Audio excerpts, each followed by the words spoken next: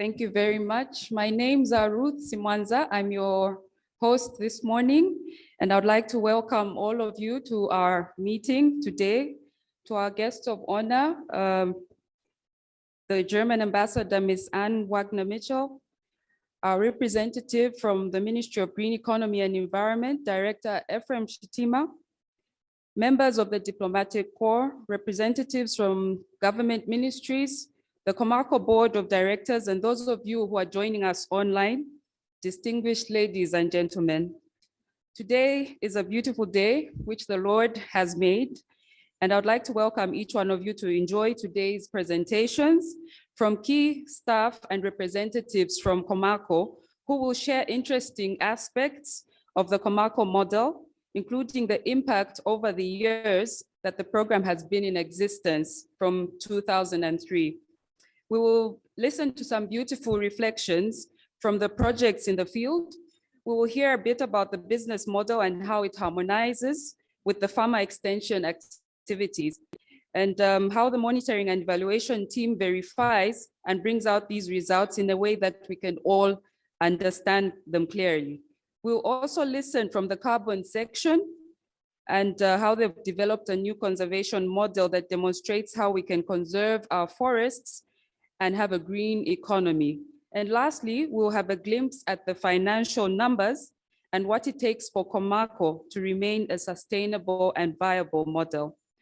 I will not preempt much, as you will hear in detail from the different presentations that have been prepared today. For now, I will ask that we all stand as we sing the national anthem and start our meeting with a prayer. Thank you.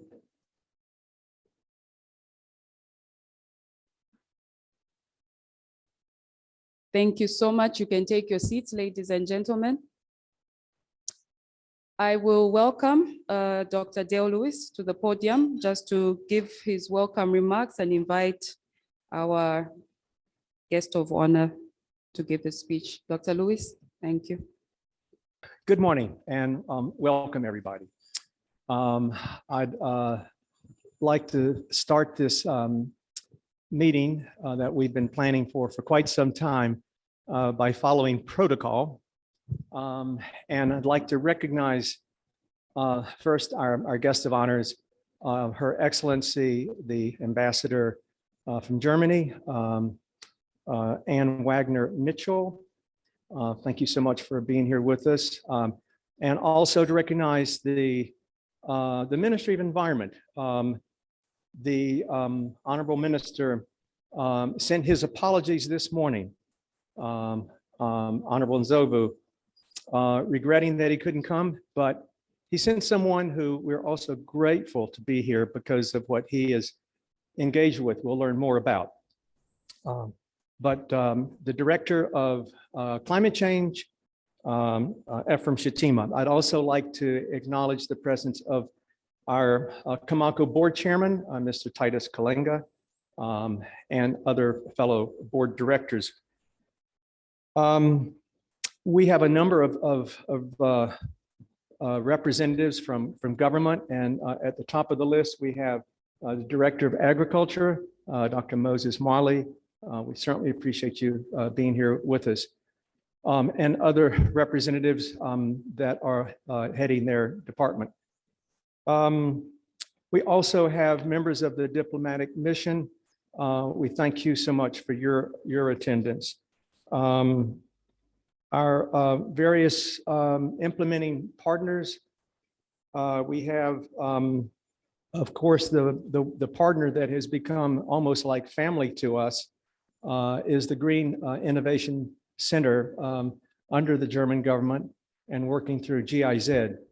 And we thank you so much for being here with your team.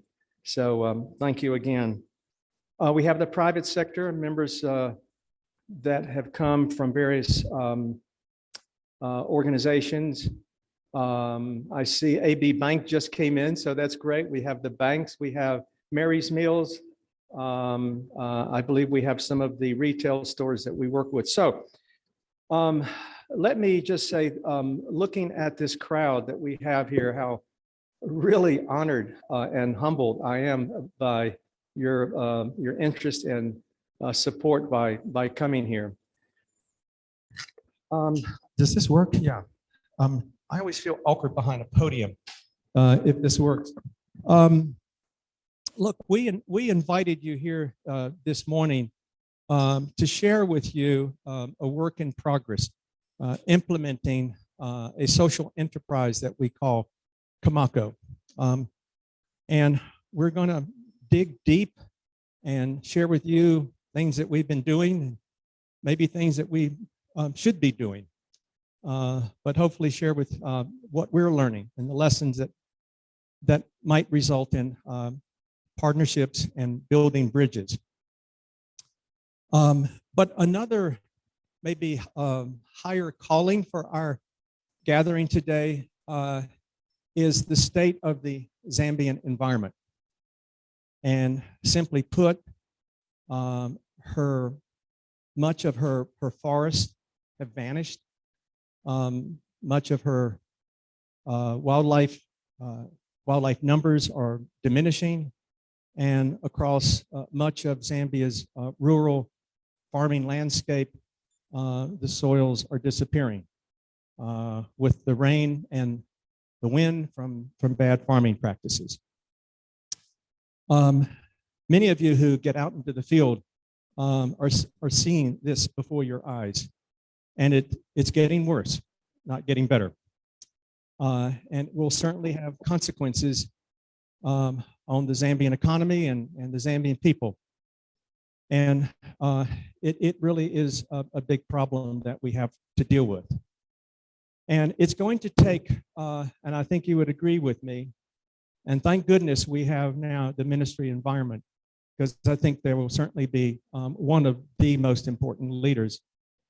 We're going to have quick, bold, and maybe audacious action, collective action, so we can put our best ideas on the table and ratchet up our collaboration and cooperation and make things happen now. And so my appeal is, let's do it, and maybe we can do it together. Our meeting today perhaps is a small but hopefully significant contribution to this process. In order to really strengthen this process, we need really strong partners, and our two guest speakers certainly represent the most important partners that can make a difference. The diplomatic and donor community, representing our German ambassador, and Mitchell, which I look forward to inviting to the podium, and of course our government through the Ministry of Environment, represented by Ephraim Shitima. So without further ado, it is really such a great pleasure and honor to invite first the German ambassador to say a few words. And so we thank her again and ask you to come, Madam Ambassador, to the podium. Director Ephraim Shitima, representative of the Minister of Green Economy and the Environment, senior government representatives from various ministries like the Ministry of Agriculture, the Comaco board members and especially the chairperson, colleagues from the diplomatic corps, donors, implementing agencies, research institutions, non-governmental organizations, ladies and gentlemen, both here in the room and online, good morning. Today's event is first and foremost a presentation of Comaco's tremendous work and impact, and I'm glad that Germany is a major supporter of Comaco's work. However, this event serves a wider purpose, I think. It reminds us that poverty and food security remain a challenge in this country. But this meeting is also a very good opportunity to highlight successful examples of sustainable solutions. The fact that various ministries are represented here this morning illustrates that the government of the Republic of Zambia is fully committed to address the challenges of poverty and hunger in the country through the required cross-ministerial approach. And at the same time, the government has recognized that the agricultural sector is not only important to achieve food security, but that this sector is also a key sector for economic growth and job creation. A very big challenge to food security is, as we all know, climate change. Zambia experiences frequent droughts, seasonal floods, extreme temperatures, and dry spells. The effects negatively impact on food, water, and energy security, and hence the general livelihoods of people. The new Zambian government has established the Ministry of Green Economy and Environment. And I think the creation of this ministry reflects the importance the new government attaches to the fight against climate change and to the adaptation to its adverse effects, whilst at the same time promoting a sustainable green economy. One important area in which adaptation to climate change has to take place is the agricultural sector. This is an area in which Germany has already in the past been working closely together with the Zambian government. And as confirmed during the German-Zambian government-to-government consultations only last month, Germany will continue to be a strong partner in this area through its agriculture and food security cluster here in Zambia. During the mentioned government-to-government consultations, we fully agreed that climate-smart agricultural practices should be further enhanced. These practices protect the environment and improve agricultural yields. They hence reduce hunger and improve nutrition, while at the same time, through increasing yields, these practices can accelerate economic growth. One of the German technical support contributions focusing on climate-smart agricultural practices is through the so-called Green Innovation Centers project. The project's lead government partner is the Ministry of Agriculture, but it closely collaborates also with other government ministries. The Green Innovation Center project aims at promoting innovations in the agriculture and food industry sector in order to contribute to sustainable rural development. The project does so by supporting the development of the soy and groundnut value chain in Eastern Province and the dairy value chain in Southern Province. And this leads me now to our collaboration with Comaco in the Eastern Province. The core of the collaboration between Comaco and the GIZ Green Innovation Centers is to empower farmers and producers with knowledge to increase yields, achieve higher income, and contribute to food security. The project is focusing on climate-smart and sustainable farming methods, such as soil conservation agriculture and agroforestry, contributing to climate smartness activities all over the world. Just experiencing the current hot and dry weather in the country and the delayed onset of the rains, it is obvious that climate smartness becomes ever more critical from year to year. But the collaboration between GIZ and Comaco places not only a big emphasis on the environment, but also on making sure that the producers of the food we consume every day are uplifted from poverty. And let me just mention that my family and myself, we are very loyal and very satisfied customers of the It's Wild brand, and we have the peanut butter on our shelf all year around. I was very impressed to learn about the setup of a large-scale, cost-effective system to serve the farmer furthest behind with access to knowledge, inputs, and access to a market. The outcome of this clear community-based approach and weekly training structures are visible.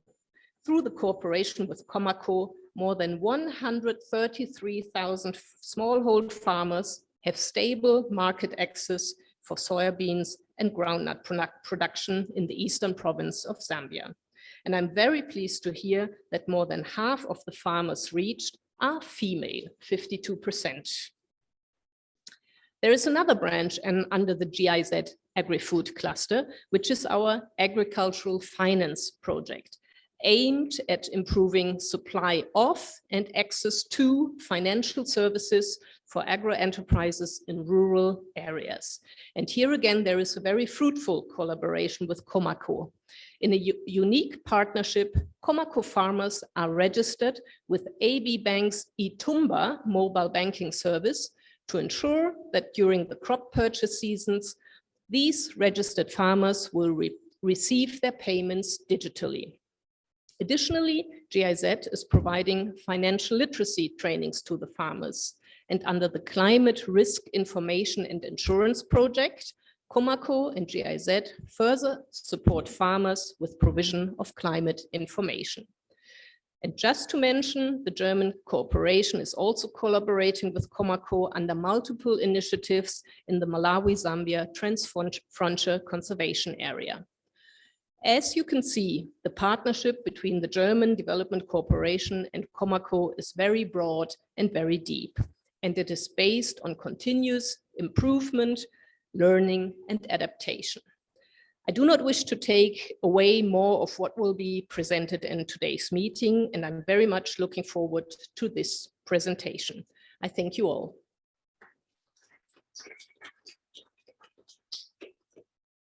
Thank you so much for those remarks, Ambassador Mitchell. I'll now call upon Dale to welcome our other guest of honor from the Ministry of Green Economy and Environment. Thank you.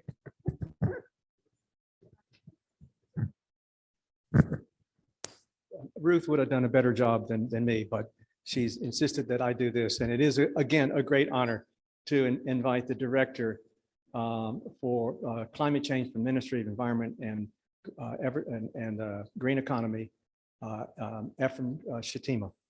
Thank you. Good morning, ladies and gentlemen. Her Excellency Wagner-Mitchell, the German ambassador to Zambia, the Comaco Chief Executive Officer, Dr. Dale Lewis, the Director for the Department of Agriculture, Dr. Moses Mwale, the Chairman for the Comaco Board of Directors, Mr. Titus Kalenga, all senior government officials present, members of the diplomatic corps present, ladies and gentlemen, and may I just say all protocols observed. As explained by the Master of Ceremonies, let me just indicate that I'm reading the speech on behalf of the Honorable Minister of Green Economy and Environment, Honorable Collins Nzovu. He's unable to be with us here. He has some other engagement outside town, and he sent his apologies and greetings to you. It is a personal honor for me to be invited at this important event for the presentation by Comaco because of its focus on solving problems related to our environment and natural poverty through the efforts that have spread across the large parts of Zambia. I understand that Comaco started its business with a cheap machine that stood just a meter off the ground to make the first peanut butter, and today the peanut butter processing machines take up space in 2 large buildings. Moreover, you have grown your products to 19, and I can attest, like the ambassador indicated, that the Honorable Minister is confirming that he's an ardent consumer of the products by Comaco. I should be converted to this as well, starting today. On behalf of the Zambian government, I wish to congratulate you in this process and giving us the special brand we've come to know as It's World. I know it has not been easy, but you've been relentless when most of the people would have given up a long time ago. I also know that your work with the communities sets a very good example to other enterprises who would want to embark on this social enterprise, as you are demonstrating results on the ground. the work that we are doing with small scale farmers across the country and the value chain that we've provided demonstrates a clear sustainability model that we expect to be replicated by other organizations countrywide. This history of land degradation has been a source of immense loss to our natural assets while contributing greatly to the emission of greenhouse gases and the climate change that the country is grappling with. Comaco is a great example of a homegrown solution to such problems, and we are grateful to partner with you as government. You have turned the food processing company into an incubator for farmer cooperatives that now manage much of their own farm extension work to increase food yields while planting tens of millions of trees annually and keeping soils healthy in capturing significant volumes of carbon dioxide. My government is looking for organizations or enterprises with a capacity to reach rural communities on scale, see sustained impact on environmental needs in the shortest time possible, and build local economies around conservation while contributing to the national economy. Does Comaco meet these requirements? Is its model well tested with a good return on investment? Can Comaco be a reliable partner to government and help it reach its UN agreed targets of reducing greenhouse gas emissions? If so, what will it take, and how can our government help Comaco achieve its goals as we embark on a committed path to a green economy? In light of these questions, my ministry, including myself, will take keen interest in your presentations today as you outline how these questions are answered in the presentation. I know there's much to learn today and applaud your initiative to provide us this opportunity to learn about Comaco and its potential for the future. With these remarks, it is now my singular honor and privilege to declare this sustainability meeting organized by Comaco officially open, and I wish you fruitful deliberations. End of quote.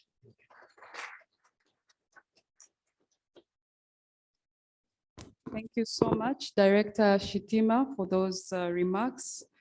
Ladies and gentlemen, the meeting has been declared open, and I'll just make a few housekeeping rules.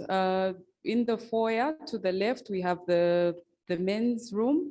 On the right, we have the ladies' room for those that may not be aware.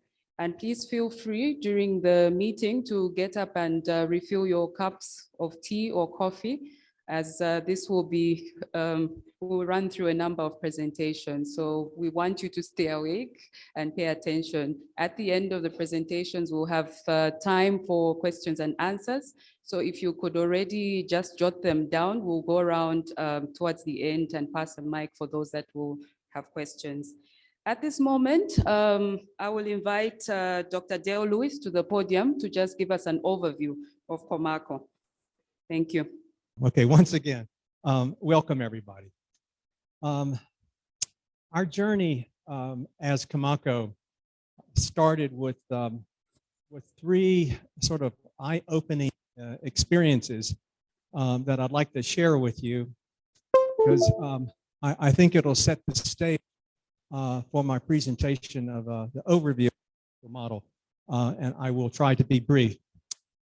The first event or experience was a chance encounter that I had with a group of poachers that had been apprehended for killing a number of elephants. And I asked them, why? Why? And they said, well, we don't have money. We don't have money to send our kids to school. And people came to us with the guns, and they came with the ammunition, and they said, go and bring us ivory. We'll give you the money. Not the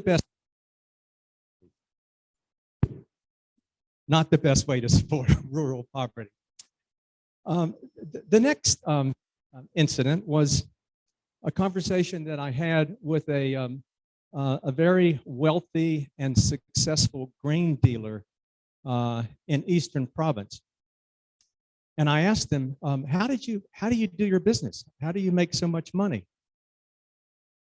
And he said, well, Mr. Lewis, I'll tell you my secret.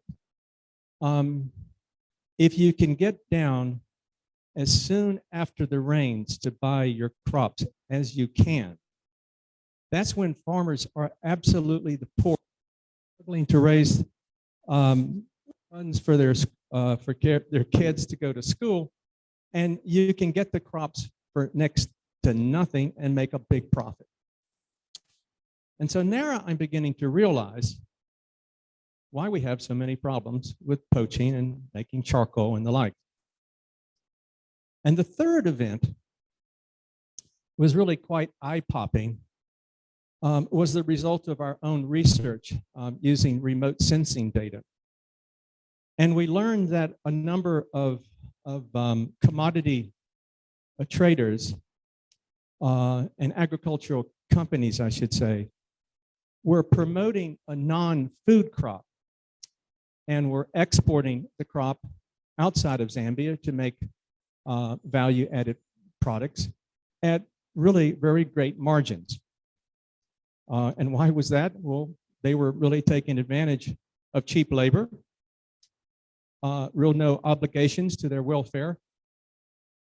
And they also had free access to very fertile soils that the farmers would, as they progressed with their farming, depleted the soils, they would continue to cut down virgin forests. So all of this sort of added up, not a very good deal, and sort of demonstrated the complexity of the conservation challenges that were confronting Zambia's natural assets. And the common denominator with all these was markets. There you go. And so what we were looking at were really the wrong markets, maybe a little bit dramatic language, but really sucking the life out of the land and not giving too much back to the farmer. At the time, I was pretty much just a lowly conservation biologist, and I didn't have the answer to this problem. But obviously I was very concerned. This was quite some years ago. And my staff and myself, all a total of 6, we called a meeting of the local leaders down in Luangwa Valley where we were working. And we asked them, said, so what's the answer to this problem? One of the most amazing meetings I've ever been at. And the answer they gave was so profound, and boy, they just hit the bullseye. They said, give us the markets. Let us benefit. Stop giving the benefits to outsiders, and we will do the conservation. Let us have the benefits. We'll do the conservation for Zambia. We talked a little bit more. By the end of the meeting, we said, all right, we're going to form a company. We're going to call this company Community Markets for Conservation. And that was the seed of where we started and how we've come to where we are today. So there you go. It has been a long journey. A quick little timeline. We started with a lot of research, baseline studies. We were sort of walking in the dark. We had to learn from a lot of different people. We consulted academicians, we consulted government, their technical people, agroeconomists, food scientists. We learned a lot, and we had to propose different hypotheses and test them. Most of them didn't work. We had to go back to the drawing board, but we had to come up with some kind of model that would allow a new kind of company that could encourage and incentivize farmers to farm the right way. And by 2009, we felt like, yes, we think we've got a model that now we're ready to really put to real test. So we registered the company as a limited by guarantee. We didn't go to the bank. We went to some of our donors. We were very helpful in getting assistance from USAID. and the Norwegian embassy. They helped us on this journey. And more recently, we've been greatly assisted, as has already been mentioned by GIZ. And over these past years that we've been scaling the model across the Luangwa Valley, we've been able to watch and study and observe the trends of what's happening. Are we getting the results that we were expected? And I am really very, very pleased that yes, we are getting the results that we were expecting. And as a result, and we'll share these with you. It's not perfect. Of course, we could have done better in many areas, but the overall trends are looking really good. And we said, okay, let's not just keep this model in Luangwa Valley. Maybe we should move it to other landscapes. And that's what we are now in the process of doing. And we know we've taken on a very big assignment, if not a very big headache. And it's going to need a lot of help from a lot of partners. And that's one of the ulterior reasons why we have you here. So maybe we can find some connections and opportunities of working together. Oh, which one do I hit? That one. All right. There you go. So let me very briefly go over the model we call Comaco, which also is the name of our company. And the mission is really quite simple. We build relationships between farmers and nature so they can thrive together. I really like that, and we have lived by that mission from the very day that we started up until now. It's not easy, mind you, because you can imagine someone who can't afford to send their kids to school wouldn't think twice about cutting down a tree. So it is quite a challenging mission, but I think the good note is it is possible. We have four very discrete concrete goals that are verifiable, measurable. More trees, more wildlife, healthier soils, more food and income secure small-scale farmers. If we don't hit these goals, if we don't hit these targets, then our goal, or rather our company, is not achieving its mission. Now, to support these goals, we use different strategies, a lot of them, and I'm going to just highlight 3 of them for you. The first strategy is also quite simple, not easy to implement, is to make conservation profitable so farmers do the conservation. We target those families or farmers that for many years have been using the wrong practices, that could not give them a yield of maize much more than 1,000 kgs per hectare. Certainly couldn't give them a livable income for their family without being tempted to do something destructive to their natural resources. So we have, and with the help of many others, and I don't think we've come up with a single original idea. We've just put a lot of good ideas together and to try to make them work. But we have a system of farming that is what you see now.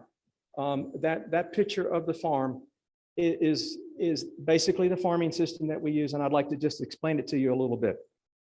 And the person that you see smiling in front is one of our 800 lead farmers. I don't know his name, pretty picture, but I can assure you 6 or 7 years ago, his field did not look like this. I'm sure it would have been sun exposed and he would not have been smiling. He would have been struggling. So why is he smiling? Well, this field produces a net positive gain of nitrogen so that this farmer does not have to buy fertilizer. And that's a fact. We've got tens tens of thousands, I'm going to go back to the microphone, tens of thousands of fields that look just like this. And the farm is designed in such a way that it also sucks CO2 out of the air, puts carbon in the soil. So what's going on here? Well, let me explain to you real briefly. You'll see in this picture, very nice cover of crop residue. We call that crop residue management. This farmer knows how to manage his residue. Keeps the soil shaded, keeps the cool, and feeds the microflora. We often call the microflora, those little organisms, bacteria and fungi, the real livestock. You have to feed them because it's the bacteria that actually helps to feed you because they feed the crop. So that's step number one. When these bacteria, they multiply, of course, very quickly. They die, go through different life cycles. As they die, they also accumulate carbon. That's where a lot of the carbon actually comes from. This farmer also is practicing crop rotation. Alternate years, he'll plant one of the legume crops. That also helps to fix nitrogen in the soil. And the third thing that you see here, which might surprise you, is that we've got trees growing on the farm plot. And you might ask yourself, what the hell are they doing growing trees? But these are really special trees. It's a species we call Gliricidia sepium. They pull the nutrients, many different types of micro and macro minerals up into the leaves, where the leaves manufacture all sorts of different organic compounds, the proteins, the enzymes, the vitamins, and all that. Wonderful stuff. Well, what happens is when the farmer gets ready to plant, they'll cut these long stems. The trees will grow them right back year after year after year, then shred the leaves and put those leaves in the potholes or in the rip plowed lines that you see at the time that they plant their own seeds. The bacteria in the soil will break those leaves down very quickly and will then begin that nutrient cycle. And so what is significant about this in terms of conservation and profitability? One is, as I mentioned, farmer doesn't have to pay for fertilizer, big saving. His yield, at least for maize, will go from anywhere from about 1,000 HEs a hectare to over 3,000. He will have a surplus and he will be able to feed his family. But the really interesting thing is that the farmer can stay sedentary. He doesn't have to go and clear more forest for more farmland. So we're seeing forest recovery. So I just wanted to elaborate this, and I'm not going to spend so much time on the other slides, but we'll be here all day. But this really underpins so much about what we do, and it really starts the momentum and the various conservation additional conservation results that we can achieve. Of course, now this is just one farmer, right? And in order to have any kind of impact, you're going to need like hundreds of thousands. So how do we get to that scale? Next slide.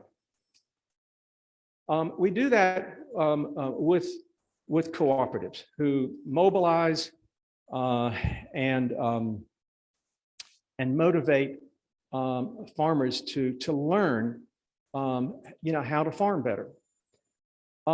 Many of you may know that a farmer that works alone or in isolation is not going to be very successful.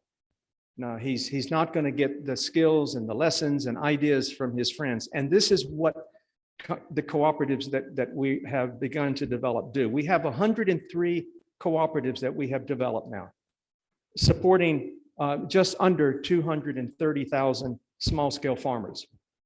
It's a massive effort to organize farmers and through their leaders. And the other thing that we've learned, and I know I'm being a bit pedantic, but I think some of you might be interested in this, is that in a community of small-scale farmers who have a history of poverty, and never getting a good deal. As they become more food secure and income secure, you will find people to emerge as leaders, as really smart people who really have that, that African cultural desire to help their fellow Zambian. And they are the leaders of these cooperatives. They are magical people, and we've seen what they can do. And some of the things that they're doing now, let me just brief you. They are literally, in many cases, now they go from fantastic cooperatives to those that are slow learners, but many of them are literally managing their own farmer training programs. They are able to get their annual membership fees collected so that they can pay the salaries of the lead farmers that I've mentioned.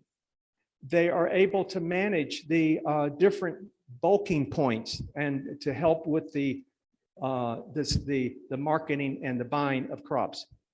They are implementing community approved conservation plans and getting into a position where they can actually begin to market their carbon credits. All these things are really wonderful. Now, for Comaco, they are actually bringing down our costs, because these were costs that we incurred. And we've seen now an opportunity for us to transfer these responsibilities over to the community. What we are going to be watching very closely now is that as our costs that we invest go down, and we can redirect that investment into improving the markets that can add value to farming, are the cooperatives doing a better job than we were as external agents? What is their impact on those 4 goals that I mentioned earlier? To get that information is the next strategy. Sorry. We put a lot of emphasis on monitoring, and you'll be able to hear some of the results from our monitoring team. But just to say that this is our litmus test. Is Comaco working? And we do these surveys, different ones, every year. But we're also training the communities to do their monitoring also, because they're now literally part of Comaco. They need to be made aware of progress or lack of, and how to address their need to do better work. We help them with the technology so that they can get these results through the various digital innovations that we're learning and providing. We also use this information to do an end of the year audit.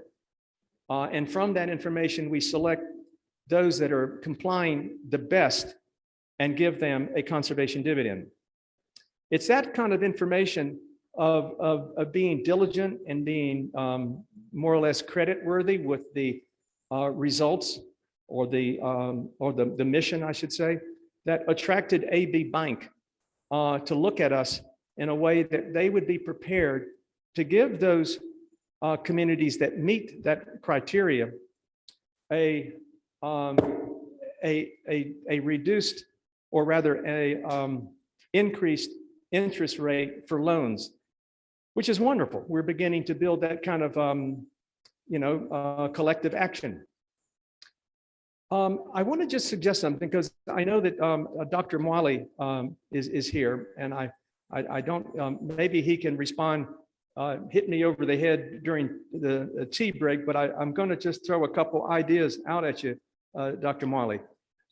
Just imagine if FRA, Food Reserve Agency, could be told what are those communities that have really reached the highest bar for conservation standards, if they could be given a slightly higher price for their maize. Imagine how the other cooperatives would respond to bring up their standards. Imagine if the Ministry of Education could also recognize those communities that are doing the very best, if they could also get a discount on their school fees. Very small cost, I would think, but a huge return on the benefits to the environment that we're worried about. Look, there are some underlying requirements for these strategies to work, and the most important one, and our business team will be talking to you more about it, is to have quality branded products so that we can return value back to the farmer. And it really is amazing when you get into manufacturing, how you can really scale up the number of farmers that you work with, get more value, get more farmers involved in your program. Seed security is such a key point. I just thought I should mention it. We hear a lot in the press about the big, international corporations that want to control the seeds, and that you can only buy seeds through these sort of seed dealers. I think that would be a complete travesty for the smallest farmer. And thankfully, with the help from the Zambian government and GIZ, we are seeing now very significant numbers of local seed growers producing local varieties, improved varieties for their own community. Clearly, when the cooperatives and all the leaders work together, this is another important requirement. We see the impact begins to accelerate in the benefits. And as we do see those conservation impacts,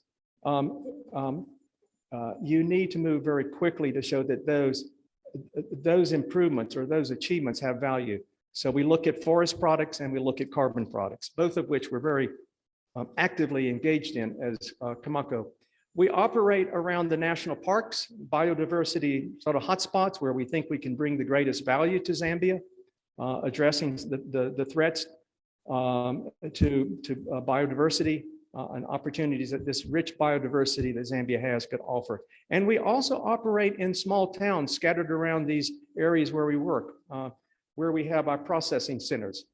The picture that you see there is the processing center in Chapata, for example. Let me really quickly change gears and let me just mention a few points about efforts that we're making to build financial sustainability. And we're going to have other speakers that will be more granular and that will talk in more detail than I will. But just to mention a few points that I think would be interesting in a general term is how we operate as a model. We have three main sections that account for the bulk of our income and expenditure. And we have learned that it is so critical that they not be silos, but they really fuse together and see the synergies that can help each of the different sections headed by different leaders improve their own sort of portfolio or income and expenditure performance. As for example, the extension team increases the number of Gliricidia, and I may not have mentioned this. This year, we're planting over 60 million Gliricidia seedlings. These trees will grow up and they will add carbon value to the farmer. We have our carbon team that will help bring that value. The business team, for example, increases the value of the honey. That increases more farmers who want to have beehives and take beehive production seriously, and so forth and so on. So these three sections now are becoming much more of a cohesive single unit. And in addition to that, we can't do everything ourselves. And certainly the community is a key partner, and things that they can do that continue to increase the revenue opportunities from the way that they're protecting their trees and protecting their soil and the ideas that they have. We collaborate as well as other technical partners. So we're bringing about a really, I think, a really important business model to Zambia.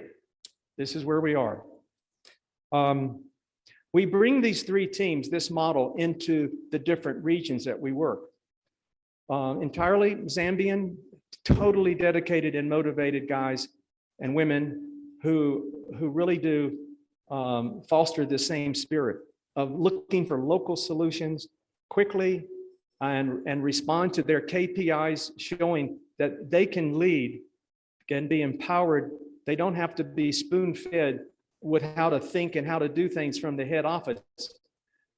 they have really become masters in their game. And this is giving real momentum for our ability to scale and to expand.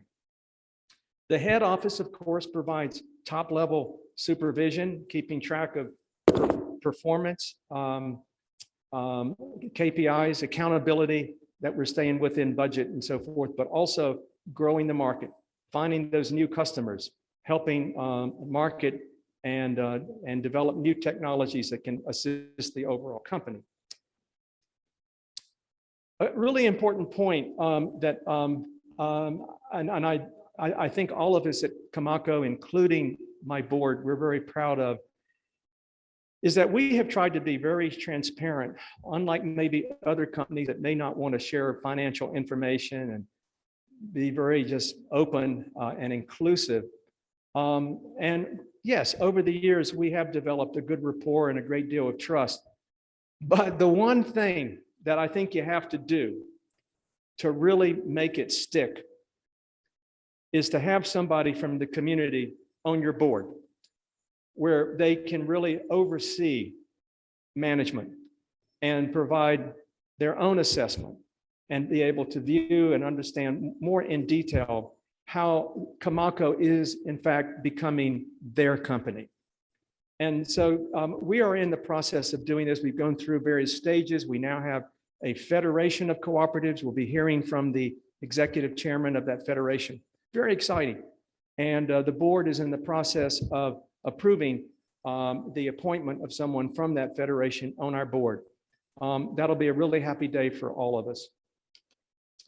I can't say enough about getting your market presence. We're in many different channels. It's you know, it just every year is different. You got to respond to the different challenges, and the competition is getting more and more. And so we've got to be smart and agile and keep marketing. I think we're doing pretty well, but it's not easy. We'll hear more about that. And finally, you've been very patient, and I don't think anyone has fallen asleep that I can see. So thank you for your patience. I know it's been a little long. I just want to talk to you a little bit about the real challenge we have, which is having access to affordable finance. I'm not a banker, but I've learned a lot about how this economic system works for Comaco. And, you know, as an agro-processing company, we have to buy 10, 11, 12,000 tons of crops. In the future, that number will grow. We can't do it unless we borrow money. It's proven to be very expensive, partly because we're in Africa and a lot of dollar loans, people, our money may not be that secure in Africa for whatever reason. And so we have to face fairly high interest rates. What does that do? If you think about it, Comaco is it's like a market pump. It's pumping income, revenue into the community from the crops that they've produced, you know, using the right farming practices, for which we give a slight premium price, in fact, so that we can get more conservation impact. But when that interest rate is on the high side, it basically turns that pump down. And whether you're dealing with a lender or a bank, they also don't want any risk. So they put all of the risk on us. That's the way it works. And so it depends on how much money we loan, depends on how much risk we're able to put on the table. So it does limit the ceiling of the amount of money. And yet we have invested in 20,000 tons of warehouse. We have plenty of warehouses. We've invested a lot in our equipment for processing. We've got new products that we want to put on the market, but this is the bottleneck. So how do we fix it? Well, anybody want to raise their hand and have an answer, because I'd love to hear from you. One way, perhaps, would be somebody out there, some organization that has a lot of money that helps fuel and wants to fuel climate change, for example. Now, I'm going to be talking to Mr. Shitima because after COP26, I hope there's some new money coming our way. But is there an opportunity that somebody could be a guarantor and say, well, look, Comaco has a good record. They've been good with their debt payments. Yeah, we like what they do. They're solid. They got a good team, good products. We'll guarantee 50% of the loan. Then the bank or the lender will say, well, great, we'll drop the interest rate 50%, maybe even more. So right now we're at about 10%. Maybe we can get it down to 3 or 4%. That's a huge saving for us. Say, yeah, but instead of having to repay that money in 2 years, that's a little bit hard for us. That tenure, can you stretch it for 5 years? That's doable. And those are the kind of lenders we've got to look for. If we can find them, I'm absolutely optimistic about Comaco's future.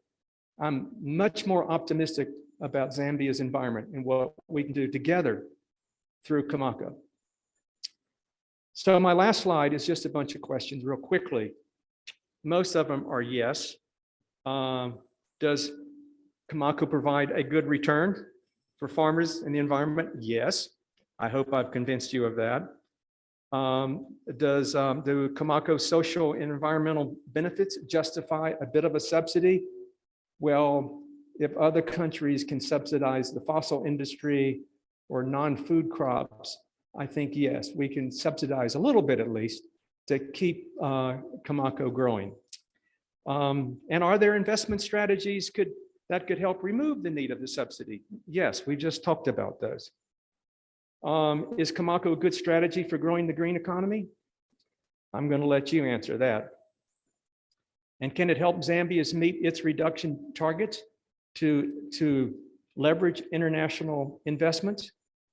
You know, Mr. Shitima, maybe the work we're doing could excite some of your partners to say, look, you know, let's put more money in the Ministry of Environment. There's something going on down there that looks interesting. So, ladies and gentlemen, I really thank you for your patience, and you can wake up now. Thank you. Thank you so much, Dr. Dale Lewis, for your presentation. We will quickly rush into the Comaco impact, and this will be done by our Comaco Monitoring and Evaluation Manager, Mr. Edward Zulu. Thank you.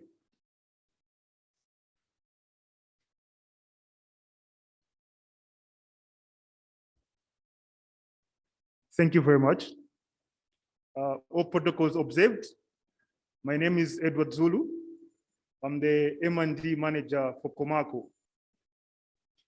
As my colleague is setting up my presentation, maybe I'll just go into the introduction. I'm supported by 9 staff that are spread across the landscape. These are M&D officers with a network of over 800 lead farmers who are equipped with digital tools that support our monitoring processes.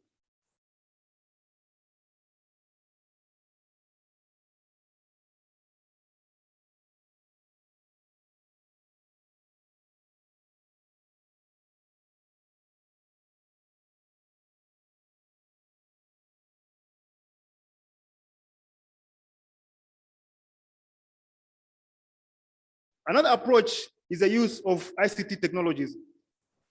Not only using the radio, but also employed the use of smartphones to disseminate information, and also printed media with the use of a Better Life book that has been distributed to various groups for our farmers. Going to my next slide.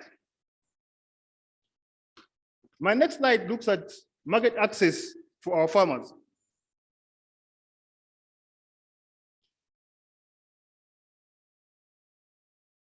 I've got 2 charts on my slide. One looks at market access for our farmers. The second one looks at food and income security. On my first graph, the one that looks at market access, I've got two variables, one which is being commodity purchased over a period from 2015 to 2020, sorry, to 2021.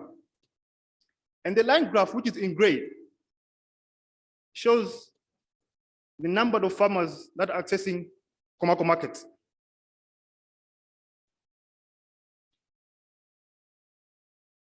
As outlined on the orange bar graph, we can see a significant rise of monies that have been spent on commodity purchases from 2012, which was less than 10 million kwacha, to over 50 million kwacha in 2021.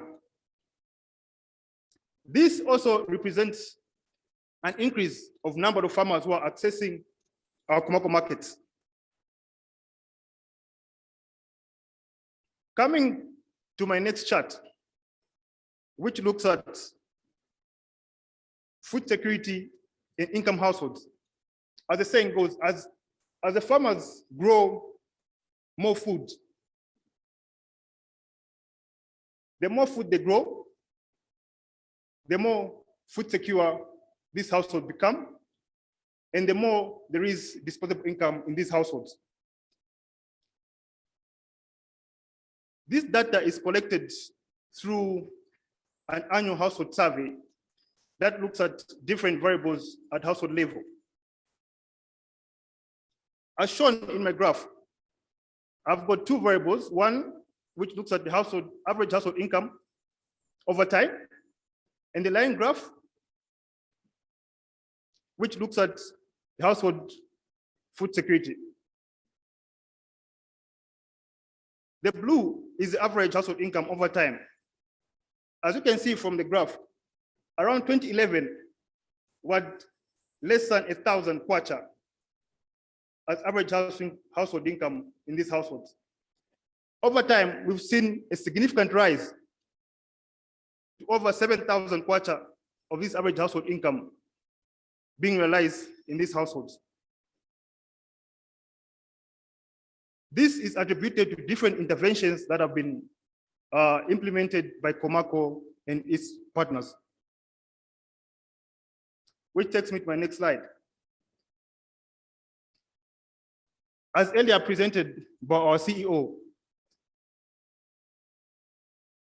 food security remains one of our key objectives of the program. This slide shows independent research maize yield results conducted by ZARI and CIMIT over a period of 3 years to compare what we promote as Comaco, which is in green, conservation agriculture with agroforestry using Gliricidia, and conventional agriculture with chemical fertilizer, which is in blue, and conventional agriculture without fertilizer, which is in gray. The results show high yields of fertilizer compared to the two other interventions, which is Gliricidia, which is conservation agriculture with Gliricidia, and conventional agriculture without fertilizer. But it's safe to say there is no significant difference between conservation agriculture with agroforestry using Gliricidia and the use of chemical fertilizer, as seen by the average kgs in my bar graph over the 3 years when this research was being conducted. This brings me to the table below. If you focus on the right, the far right column of my table, the net gain in Zambian kwacha per hectare. This shows that it is more profitable to do conservation agriculture with Gliricidia than it is to do with the other two treatments that were being studied. So a farmer gets to save more money if he does conservation agriculture with Gliricidia than he does with chemical fertilizer. This means that there is a cost saving of 1,800 by a farmer who does conventional agriculture with Gliricidia compared to the use of fertilizer. If this is extended to, let's say, 1,000 farmers, there will be a potential saving of over 3 million kwacha that could be channeled to other household needs by these farmers. This takes me to the seed bank system that Comaco has been promoting in these communities. In an effort to improve the farmers' food and seed security, Comaco has been promoting a seed-based seed bank system through the cooperatives. This has been in partnership with ZARI, Seeds Certification Center Institute, and other supporting partners. With the certified seeds locally produced in these communities, farmers are able to save approximately 40% of groundnut seed as compared to purchasing seed from the commercial suppliers. 50% from soybeans and 17% from cowpeas, in comparison to the commercial seed suppliers. During the 2020-2021 farming season, this community seed bank system supported over 17,000 farmers with 225 metric tons of legume seed, which all came from the community seed banks. With over 25,000 farmers expected to be supported in the 2021-2022 farming season, we look at more farmers accessing these seed bank communities. Again, if you look at the potential of 1,000 farmers accessing the seed bank community systems, we can have a saving potential of over 13 million at household level. This can definitely go a long way in a rural household community that can support other household needs in these communities.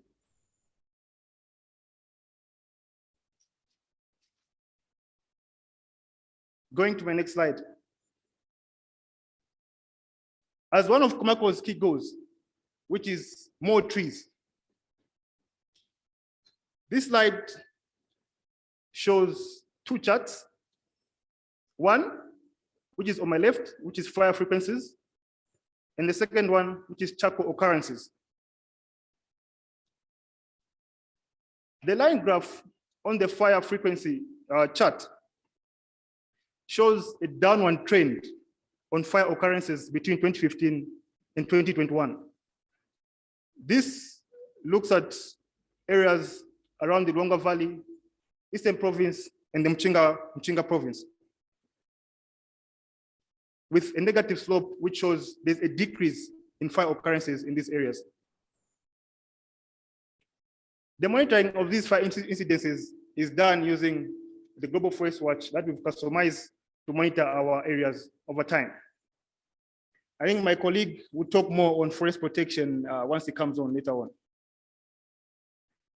Coming to the other chart, which looks at the occurrence of charcoal being sold along the roads in these chiefdoms, which we operate in.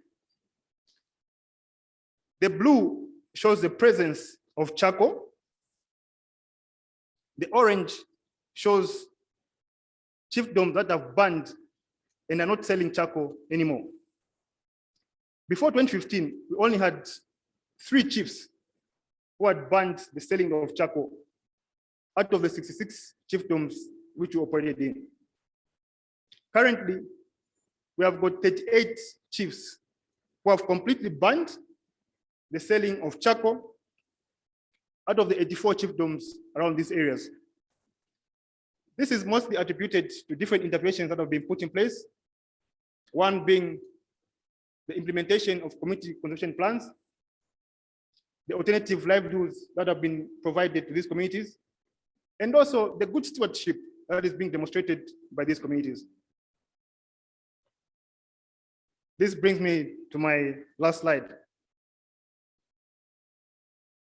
This slide looks at wildlife protection and impact. Like earlier mentioned by our CEO, wildlife protection remains a key goal in achieving Comaco's program objectives. As earlier shown in our map for operation areas, Comaco operates around national parks, and wildlife remains a key program objective.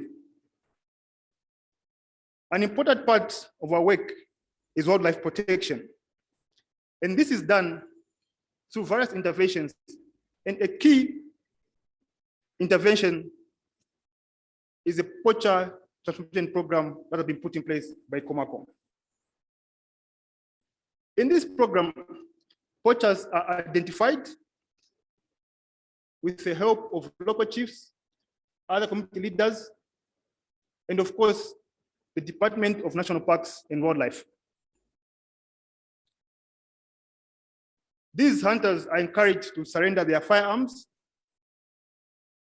with the willing of an opportunity for alternative livelihood trainings and also guaranteed markets for their produce. To date, we've trained over 1,800 poachers with alternative livelihoods and other skills, and over 2,000 guns have been surrendered in the process. During our transformation, we interview these poachers to get a better understanding of their past hunting life. The pie chart below shows percentages of hunters that previously hunted these animals, with impala being the most preferred hunted animal, followed by buffalo and the warthog. This brings me to the chart on my right. The chart on my right shows aerial survey results from the 2020 aerial survey of the Iranga Valley by Department of National Parks and Wildlife. The other two most poached animals, which is the buffalo and the warthog, have shown increasing trends over time. This can be attributed to different interventions that have been put by different stakeholders, and also the removal of these guns from these communities. The species that remains to be the most poached still remains the impala.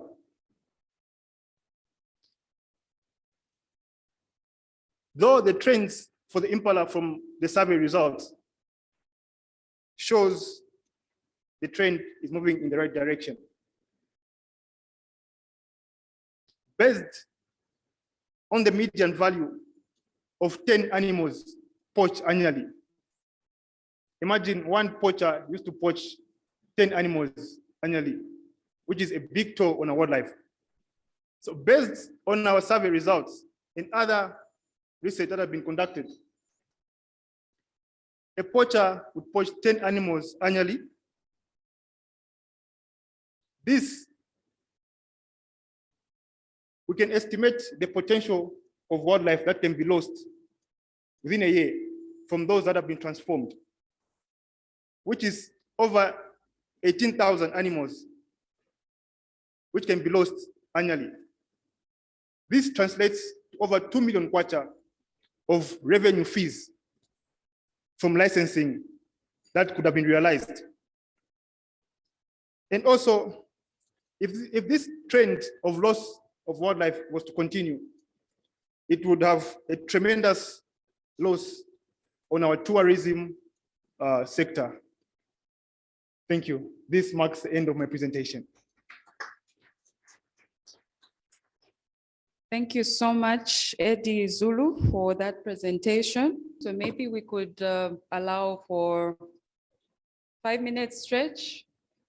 Then I'll introduce our next presenter, Mrs. Esther Zulu, the chairperson of Ndake Cooperative in Nyimba district. Because of her great leadership skills, where she has spent a great deal of time presenting conservation approaches to the chiefs there, the headmen and the community, and convincing them on the benefits of conservation, she was recently elected as chairperson of the Cooperative Federation, where together with a unified voice to speak about the positives of conservation and why it is important to protect the environment we live in, she has made great strides. This federation is currently only for the eastern province of Zambia and represents 13 cooperatives out of the 55 that we currently have. And Ndake Cooperative, where she comes from, is remarkably one of the best. I will invite to the podium Mrs. Esther Zulu to give us her experiences working with Comaco and the community. Thank you. And please feel free to get up and make some tea as she does her presentation, because we will be watching a short video of what happens in the community. Thank you. Mrs. Zulu. The German embassy, the minister, or the representative from the Ministry of Green Innovation. All protocol observed. My name's Esther Zulu, the chairperson for the newly formed Chitetezo Cooperative Federation. I'm also the chairperson for the Chikuyu Multipurpose Cooperative of Ndake Chiefdom in Nyimba District, Eastern Province. The Chitetezo Cooperative Federation was formed to create a bridge and become a mouthpiece for all our cooperatives in Eastern Province who have been determined and are sacrificing their time and energy to practicing conservation to save our natural resources. These cooperatives who are under the Chitetezo Federation for the past 15 years have tried to mobilize communities for the sake of their families and to save Mother Nature for unresponsible practices. These cooperatives have been given skill and learned the art of governance, but were still so fragmented as to make an impact. Coming to the Federation, its mission is to remove poverty from our community and to build a better future for all our people and to create a safer and more protected environment to sustain our needs. This federation to come in, it wants something to achieve. The first one is to make all farmers to practice climate smart agriculture to increase productivity and sustainability. We also want to achieve an inclusive and more diverse market and opportunities for all our cooperative members. To ensure our land and natural resources are made safer through local enforcement of community conservation plans. These community conservation plans are created in the community in a participatory manner and agreed by all our people in each respective area, and their Royal Highnesses being the patrons of these CCPs. To ensure our traditional leaders and other stakeholders are fulfilling the needs of the communities by keeping land and natural resources safe.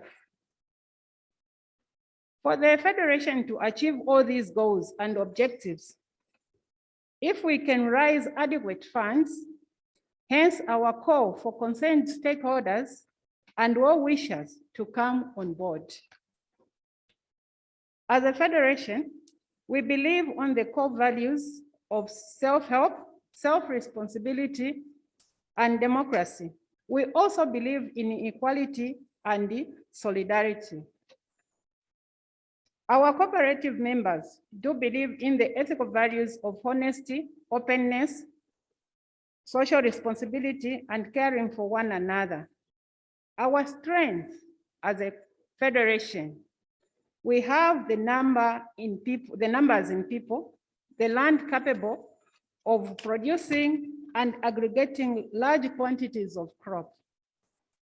We have the capacity to aggregate over 100,000 metric tons of soybeans yearly, 80,000 metric tons of groundnuts, over 5,000 metric tons of rice, over 100 metric tons of honey, and many more other crops. We still have woodlands that can regenerate into forests to give us value.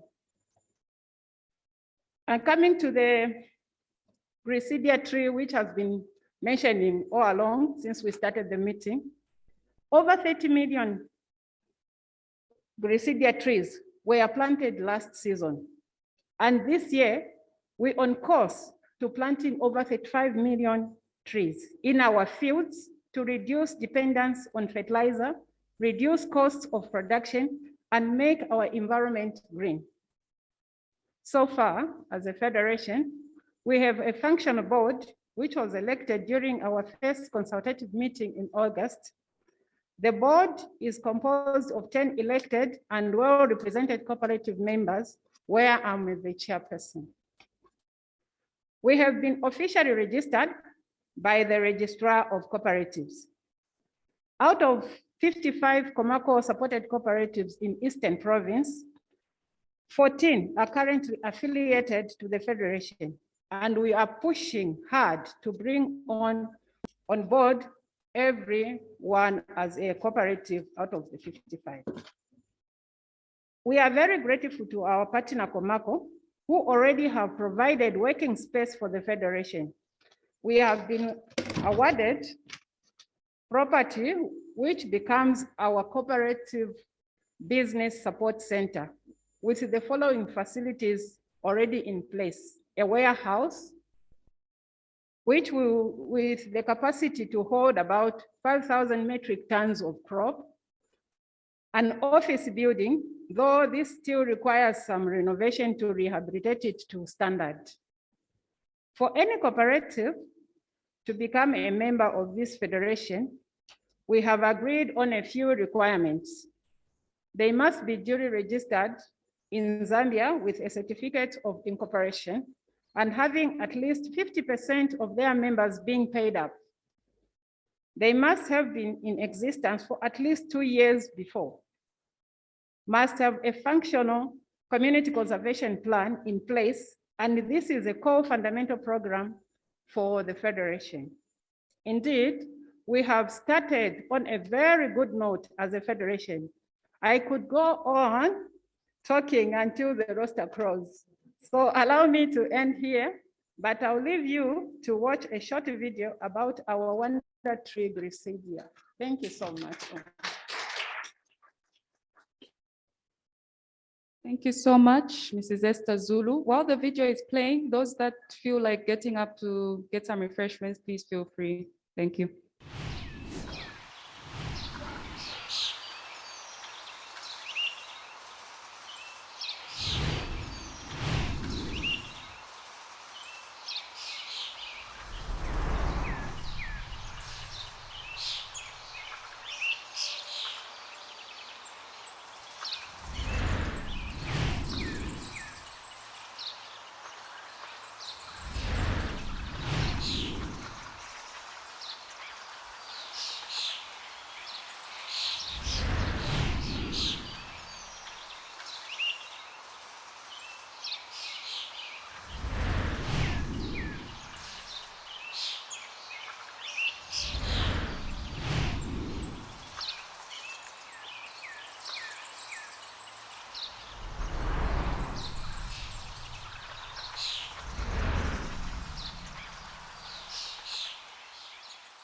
My name is Sam Nkombwe, working for Community Markets for Conservation in Comaco, based in the Eastern Province of Zambia, coordinating Katete and Sinda District. Comaco, we have been working with over 225,000 farmers. When we started working with them, we discovered that most of these farmers had a lot of abandoned fields, because actually these farmers wanted to open up new fields for an increased yield. So you find that most of activities that were most done in the area that we are working with, it was cutting down of trees. And you find that a lot of the landscape has been actually destroyed. Our commitment has been actually to give them the best information on how they can farm. This field has been actually in function for more than 28 years old. But you can just look around this field. These are completely depleted soils. It's because of the mode of farming that is being applied here. This field has been actually cultivated by the use of plow. This actually exposes the soil microorganisms. If every year you are plowing the soils, then you are exposing your soils to a lot of damage. This is why every time when we are sensitizing our Comaco farmers, and even the non-Comaco farmers, we tell them the importance of planting the Gliricidia sepium in their fields. It's just after 2 planting seasons, you will see that the soils will start enhancing. You will see that the soil topography will change, the soil profile will improve, and even the performance of the soils actually get better. What the Gliricidia does, it will actually come in and fix the missing elements, which are very important to support plant growth, emergent development, and even elements that help actually the crop, especially like maize. When I was young, we used to have malnutrition. But since Comaco came in, we no longer have this disease because of the crop rotations, the crop that we are planting right now. And the Gliricidia we use for our manure and our granary management. And from the disease that is no longer there, our families are now healthy and our children are also healthy. Ngayamba kusaidia makuni ya Gliricidia 2016-2017 season. Pauyambiro pakuyamba kuti tiambe kupanda makuni ya Gliricidia hapa Comaco ndo wakizana makuni aya na kutisambizia za uwemi wa makuni ya Gliricidia. So pachiyambi tikachiona kuti anji ndicho chinononesho mene kuti siwezesiye chindu cha kutapulika waka tindasesiyepo cha tindachione cha chikativirako chinonono. Ndiposo tikaona ngange tuchita vindu vachabe nanga kuti tikatolanga manesalizi kupanda munda tikaanga nekange vantu otangwanika kwene tikapanda yala makuni kuti ateka ntione vakundazi tikalimbikia na kupanda yala makuni ya Gliricidia mpaka 2016-2017 tikayamba kupanga magambu yitu mminda na chihanyahanya ila tayamba kugamba magambu na kuyamba kushitachi kupulula mani aya ya Gliricidia. Tikapululanga mani ya Gliricidia na kuyaika mvichi mumakululu tikapululanga mani ya Gliricidia kuika makululu mpaka ndimi yose kushitachi kumala tikatita mala tikaundapo dongo na kulindizga vula kuti shtechi iwe vula ikatiiza tikapanda mbeu zitu mula mvichi munda muna tikaika mani ya Gliricidia. So tikatita panda tione sona hivyo vikizapo mbwe tikadaba kuti mbeu ila ikafumanga mula munda mula ikawanga mbeu ya kuti ikafumana ngongono chomene ikawanga mbeu ya kuti ili B ya kuti walioso wakaibekanga ngauti pange tatilamo vichi pataleza kwene cha ni mani yeka ya Gliricidia. So ndipo tikayambira kunweka kuti kasi vikuni hivi tikuvireka waka ni vikuni vimoza vapindu. Kasi vantu hawa wakaganiza weni cha wakaganiza makula kutiletera makuni ngani? Makuni haya panji kutiletera visambizgo hivi. So kuiza kukolola mbwe chilimika hicho tikaza kolola makola chomene nyengo zose tikawangana njala kwene pa chilimika hicho tikalimina vingoma kuikamani ya Gliricidia tikakolola makola ndipo tikautasa ukapumba kwa nyitu cha. So kufumira chilimika cha 2016-2017 mumunda wane ine ngusewezika kamani ya vichi ya Gliricidia. Ndimi iyo napandapo Gliricidia pakuwa vingoma viwe molo mbeu ili yose iningapandamo ikuwa mbeu ya ngongono chomene mbeu ya kuti uchisikana chidu ndipo so tu chinyake icho ngona kuti chikuzaka chikuwanga kuti kunipa chidu chomene ya kunena kuti mula mumunda pa anapandamo mula muri Gliricidia kuiza kumbeu kuti mbeke mbeu iyo tukufumiamo mchingoma cha Gliricidia ichi chingoma tikaseseka mavichi mani ya Gliricidia kwa chingoma chokongola chingoma chikuru chakuti olonga wana vili 5-6 njala unga wanayo pakomo cha so munda wose nifumia vandene hivi unga wambu ni mbeu imoza ya kupondwelesi ya chomene olo kuti mubeki sehemu ngaonaso ni ndene chose chingoma chikuwa muni chikuwa chingoma chokongola ndiposo chokondwelesi chingoma chiwemi chakuti olo ningatuwaka vidodoko waka nishina njala ine pakomo ya shtachi ya malila pempapa hapa ezgani kupanda makuni ya Gliricidia please kulekelela chani poso tu olo mungawana vakuchita kwene ezesiani kupanda mani ya makuni ya Gliricidia kutipandazi hapa muza msanga kundazi mulije pa kukola mwatangwanika masowa kabagi kamoza kafatereza kamunga demwela muza mseska mani ya Gliricidia para mulije mani muza msuzika muza mkumbira kwa iseta nyini hapa sono njala tilichimbizi nkale tikulia waka chokala cha kufasa kulije kutia ipange tamtu asondrama kwa gula fertilizer ise fertilizer itu ni mani abali kutipako vinjeru wako mama.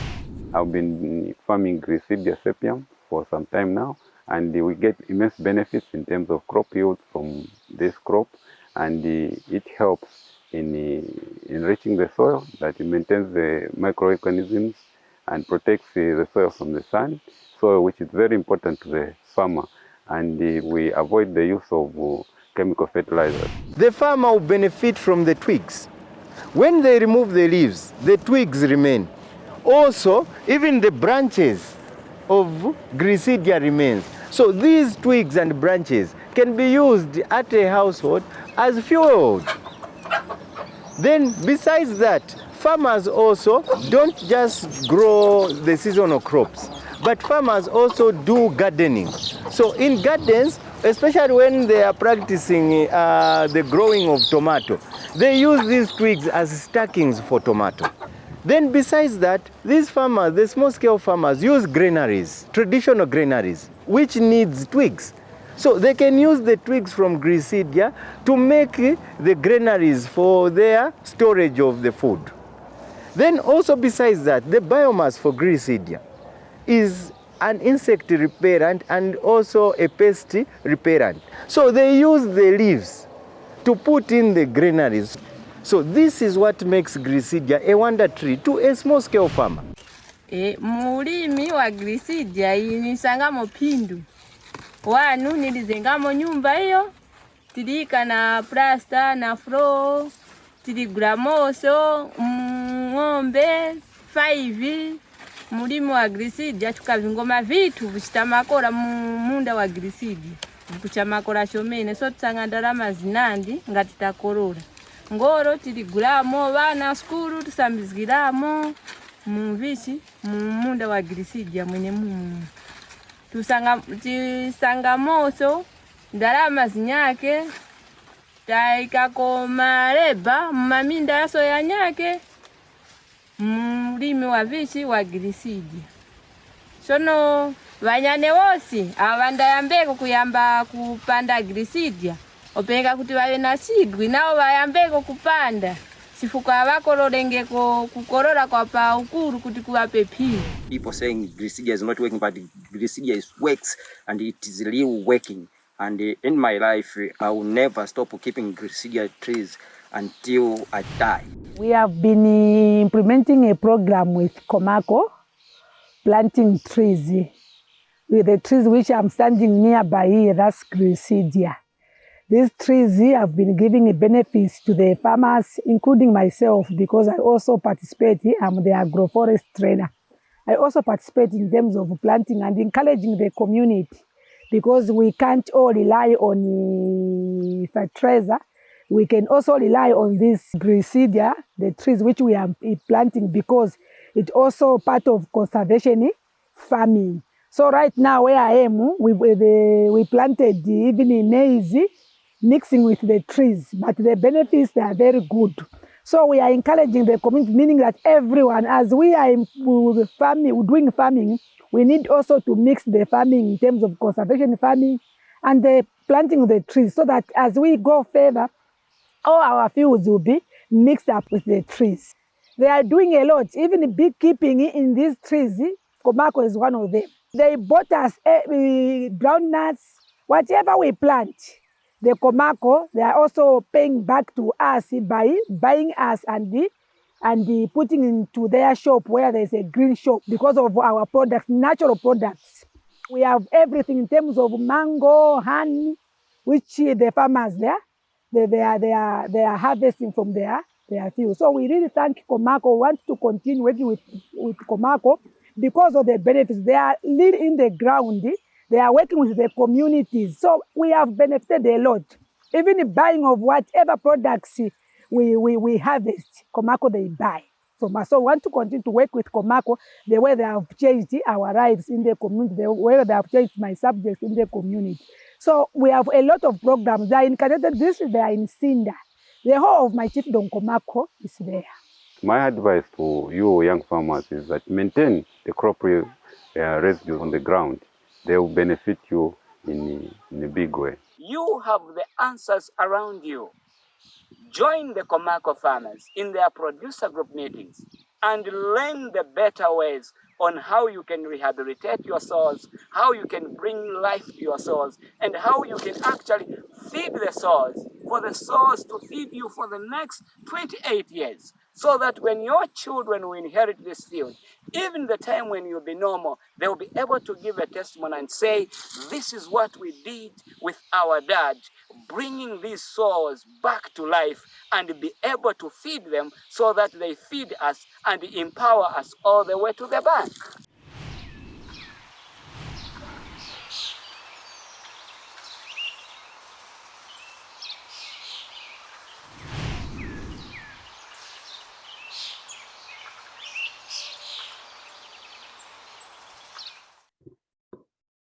Ladies and gentlemen, we can settle down now. I think our 5 minutes is long gone. I will call to the podium our Chief Operations Officer for the business, Mr. Stuart Hall. Thank you.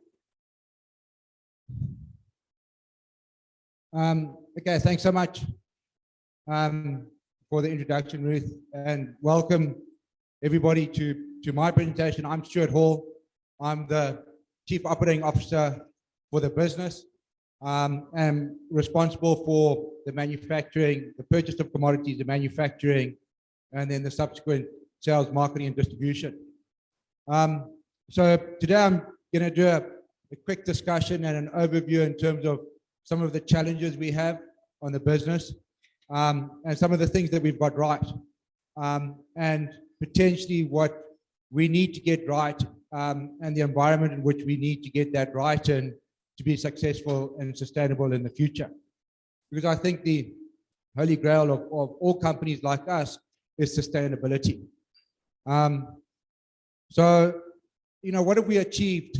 Dale has put in so much work over the years, and in the last 15 to 18 years, what has been achieved?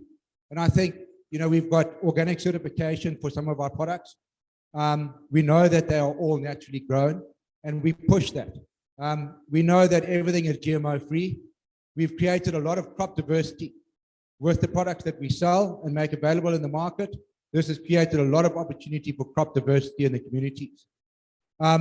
We've tested the waters on exports and have some exports under our belt. Our sales volume continued to steadily increase. Year on year, we see growth.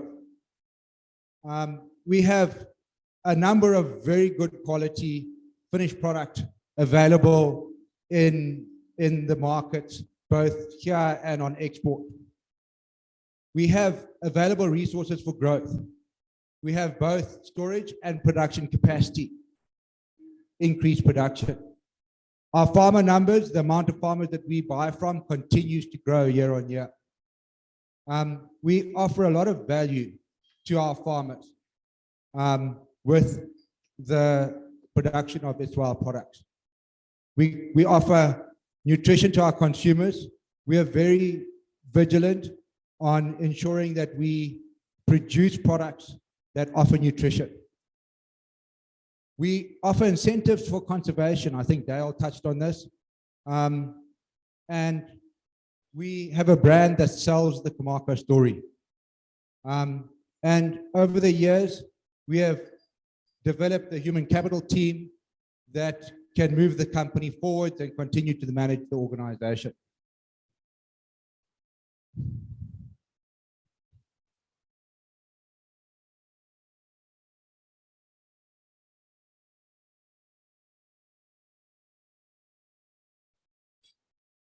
Some of our challenges. I think if you look, and I'll show you in some slides that are coming up now, the road quality and network, the farmer access is a huge cost and challenge to Comaco when we buy commodities from the farmers. I think within this is the distances that have to be traveled, either by to the bulking points or from the bulking points to the hubs and the transport that goes into that. I think every farmer is paid cash, whether he sells 1 bag or 10 bags or 5 bags. This cash transaction comes at a cost. The crop quality, at times, there are some challenges with crop quality, and I'll go into more discussion in future slides. Aflatoxin levels with groundnuts continues to be a challenge for us. If we do have high aflatoxin, it obviously increases the waste and makes the processing more of a challenge. Uniformity in crop size, I will also explain this as we move forwards, and also in color. Markets that pay, I think this is hugely important because as we discuss some of the challenges, these challenges come at extra costs. Costs that normally normal companies would pass on to the farmer. But our game is to make sure that the farmer gets the best price possible. We'll also discuss some of the barriers to trade that we see on the international market and some of these challenges that I will explain further.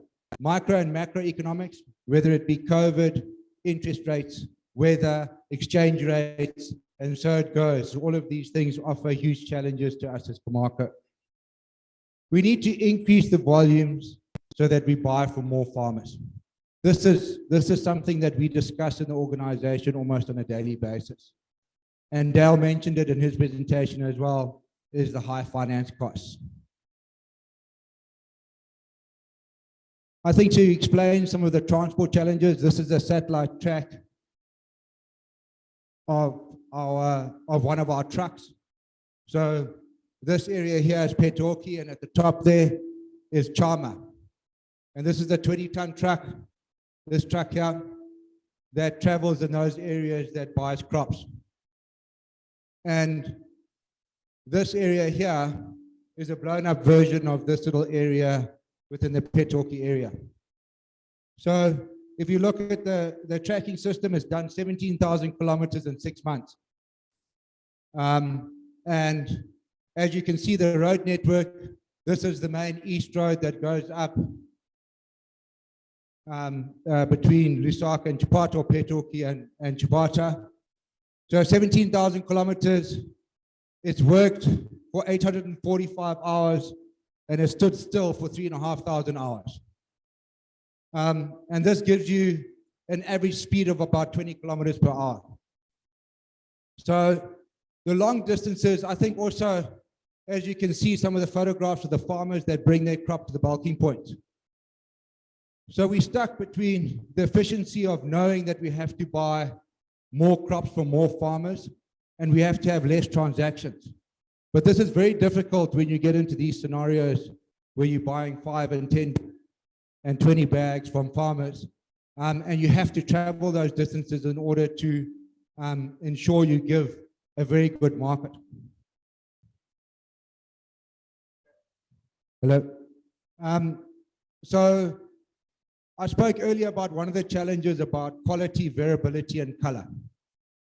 So poor crop quality increases our waste and production cost. It's a taken. If you buy many crops from many farmers, you're going to have situations where you're going to have some crop quality issues. The variability in grain and shell sizes complicates processing and increases processing costs.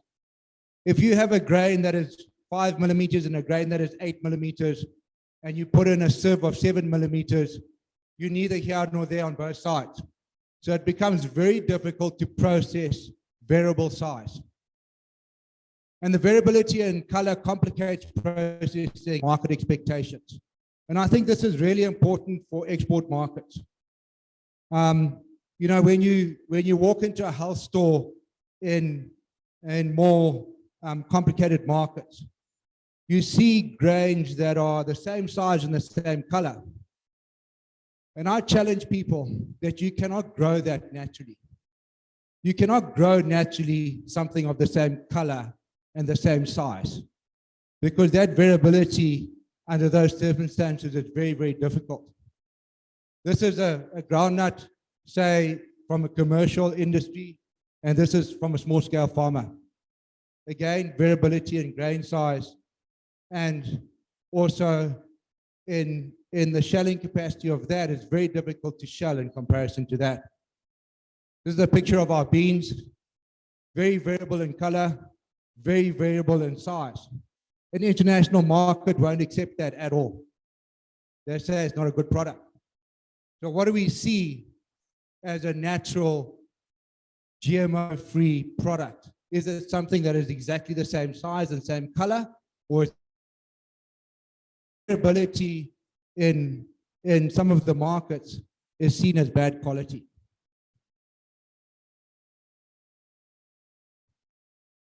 I think some of the international barriers to trade that we've seen, currently we are in a trade barrier with South Africa, where honey into South Africa can only enter if it's been irradiated.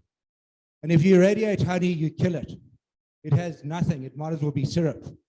And I think this is a little sentence from the Farmers Weekly that was said by the chairperson of the SAP Industries Organization. And it says, South Africa's recent ban on imports of non-irradiated honey from Zambia has been described as a good thing by the chairperson of the SAP Industry Organization.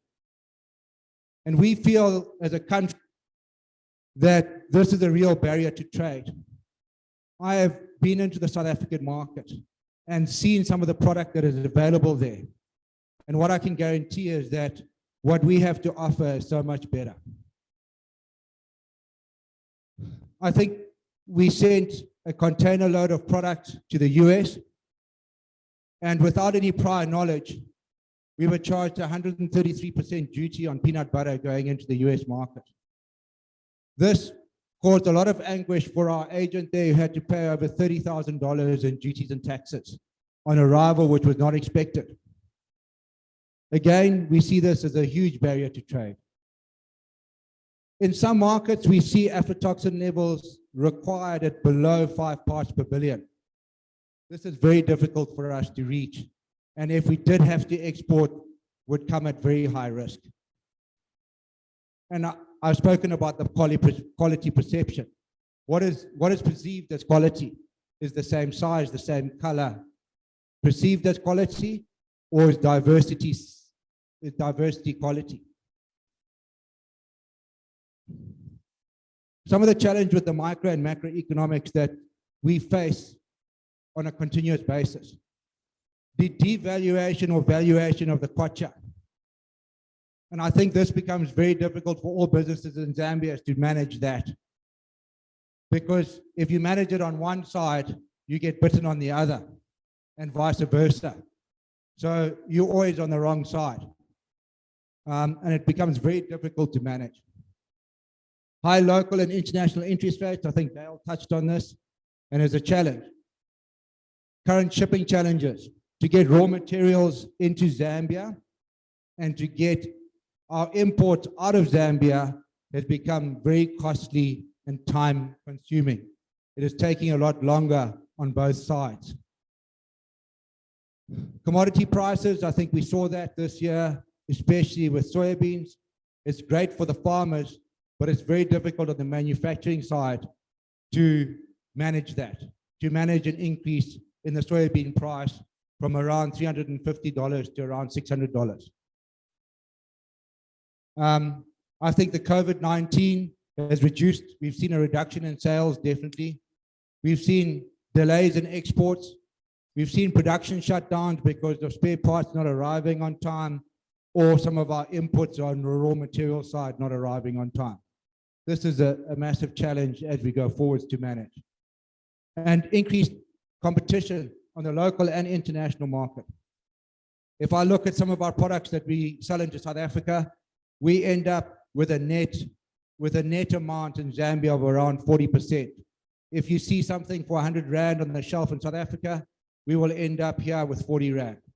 And I think that this is a massive challenge as well as we move forward, how we are going to get around that.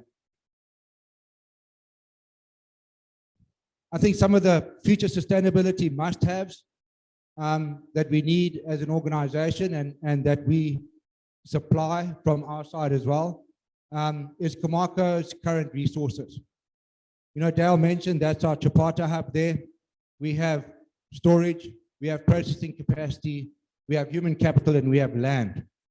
We are ready to expand and have invested a lot over the last couple of years in all of that.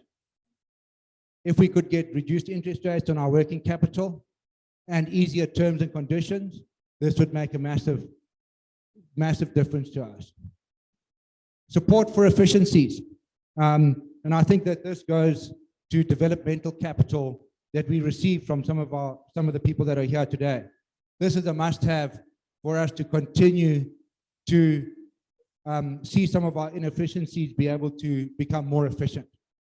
And obviously, is a stable Zambian economy. I think that this is a definite must-have for an organization, for us to survive in the long term and become sustainable. What are our opportunities? Our opportunities are warehouse receipting and commodity trade and storage. I think that these two are something that we are very heavily investigating, and what we spoke about in terms of cheap interest rates or better interest rates makes this so much more sustainable, especially from the fact that the transaction cost for smallholder farmers is so high. We have to subsidize that somehow and some way in order to ensure that we can offer the farmer a good price and we can be more sustainable in the market and competitive. I think increasing exports will increase our volumes. Product diversification, this is something that we work on all the time to try and find new products that we can make from what we already grow. I think improved markets that understand what we're trying to achieve also is going to be key to our sustainability in the long term. Cashless transactions, this is a must-have also, and a huge opportunity for us to ensure that we can transact with the farmers as at little cost as possible so that the farmer can get the best price at the end of the day. And I think as we go along with the cash transactions or cashless transaction is to be building farmer and cooperative capacities. So I think that's the end of my presentation. Thanks so much.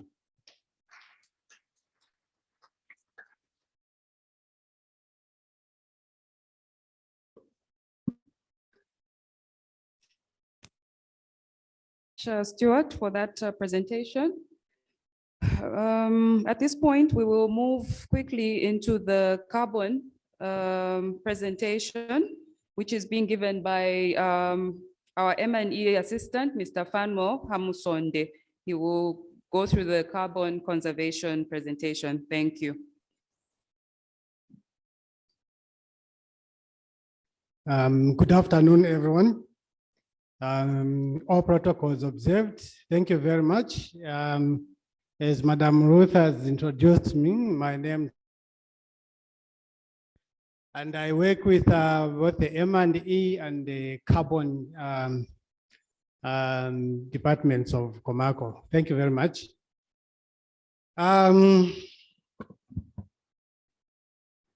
I'll start by mentioning that the Comaco carbon component is part of the overall Comaco objectives that is aimed at achieving conservation. And of late, I think this has become a very critical component because it promotes the conservation of forests. And we know that with forest conservation, you also have an opportunity to restore landscapes and also wildlife habitats. So our approach is consistent with the Comaco model. But I would like to mention that the carbon component is homegrown. We seek solutions on how to approach forest conservation from local initiatives. So as you will see, we work a lot with communities and government agencies. So this is community-based approach. It's also conservation oriented. Like I've mentioned, the focus is on forest conservation and also soil conservation through working with farmers. The approach is climate sensitive. I think we all know that the carbon component or the carbon projects work towards achieving climate mitigation.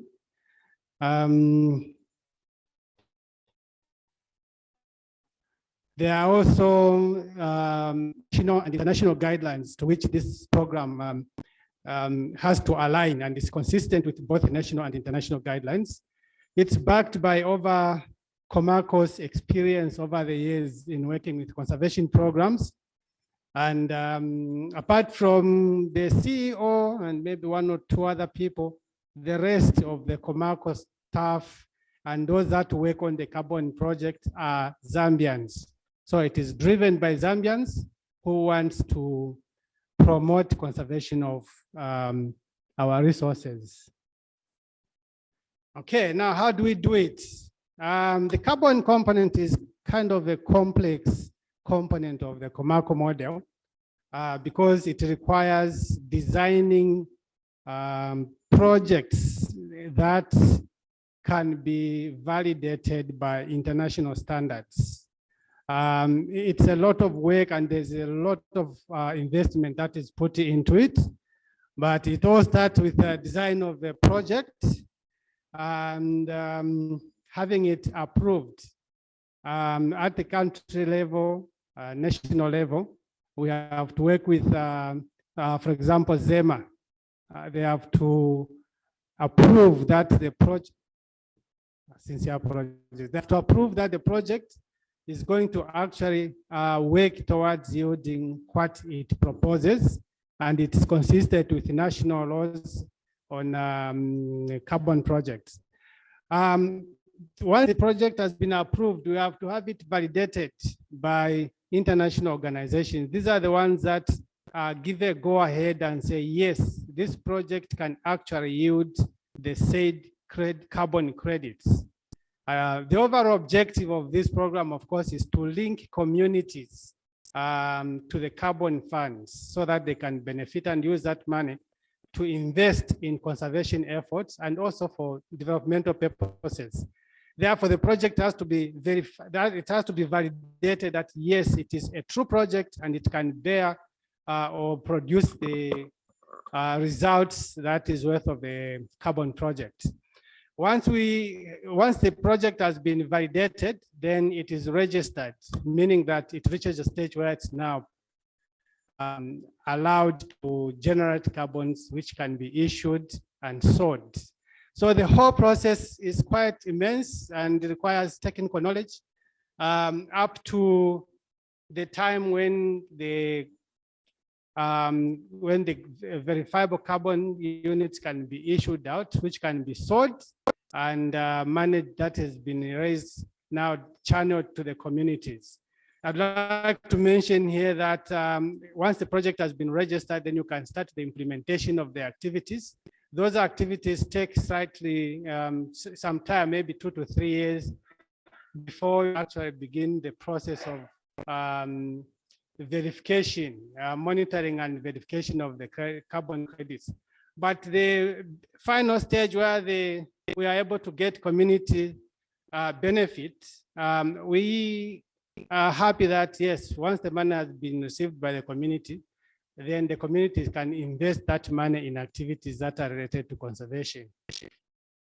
Okay, now what's the role of Comaco in all this? Like I've mentioned, the development of an applaudable project is not an easy task. It requires technical knowledge and also investment of resources.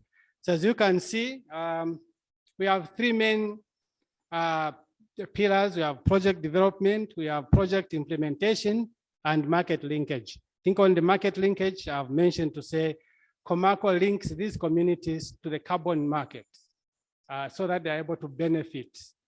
Now, the process itself starts long before they can benefit that with the project design, which I've explained. But the implementation part is what requires a lot of resources, because now you get to mobilize the communities. You have to find land that can be used to generate those carbons. And this is where we have strong partnerships with government departments, such as the Forestry Department, because we are using approaches that are backed by law and focusing on capacity building for the communities. So as you can see, we have project implementation, we have project development, and market linkages as some of the pillars where Comaco plays a major role. Okay.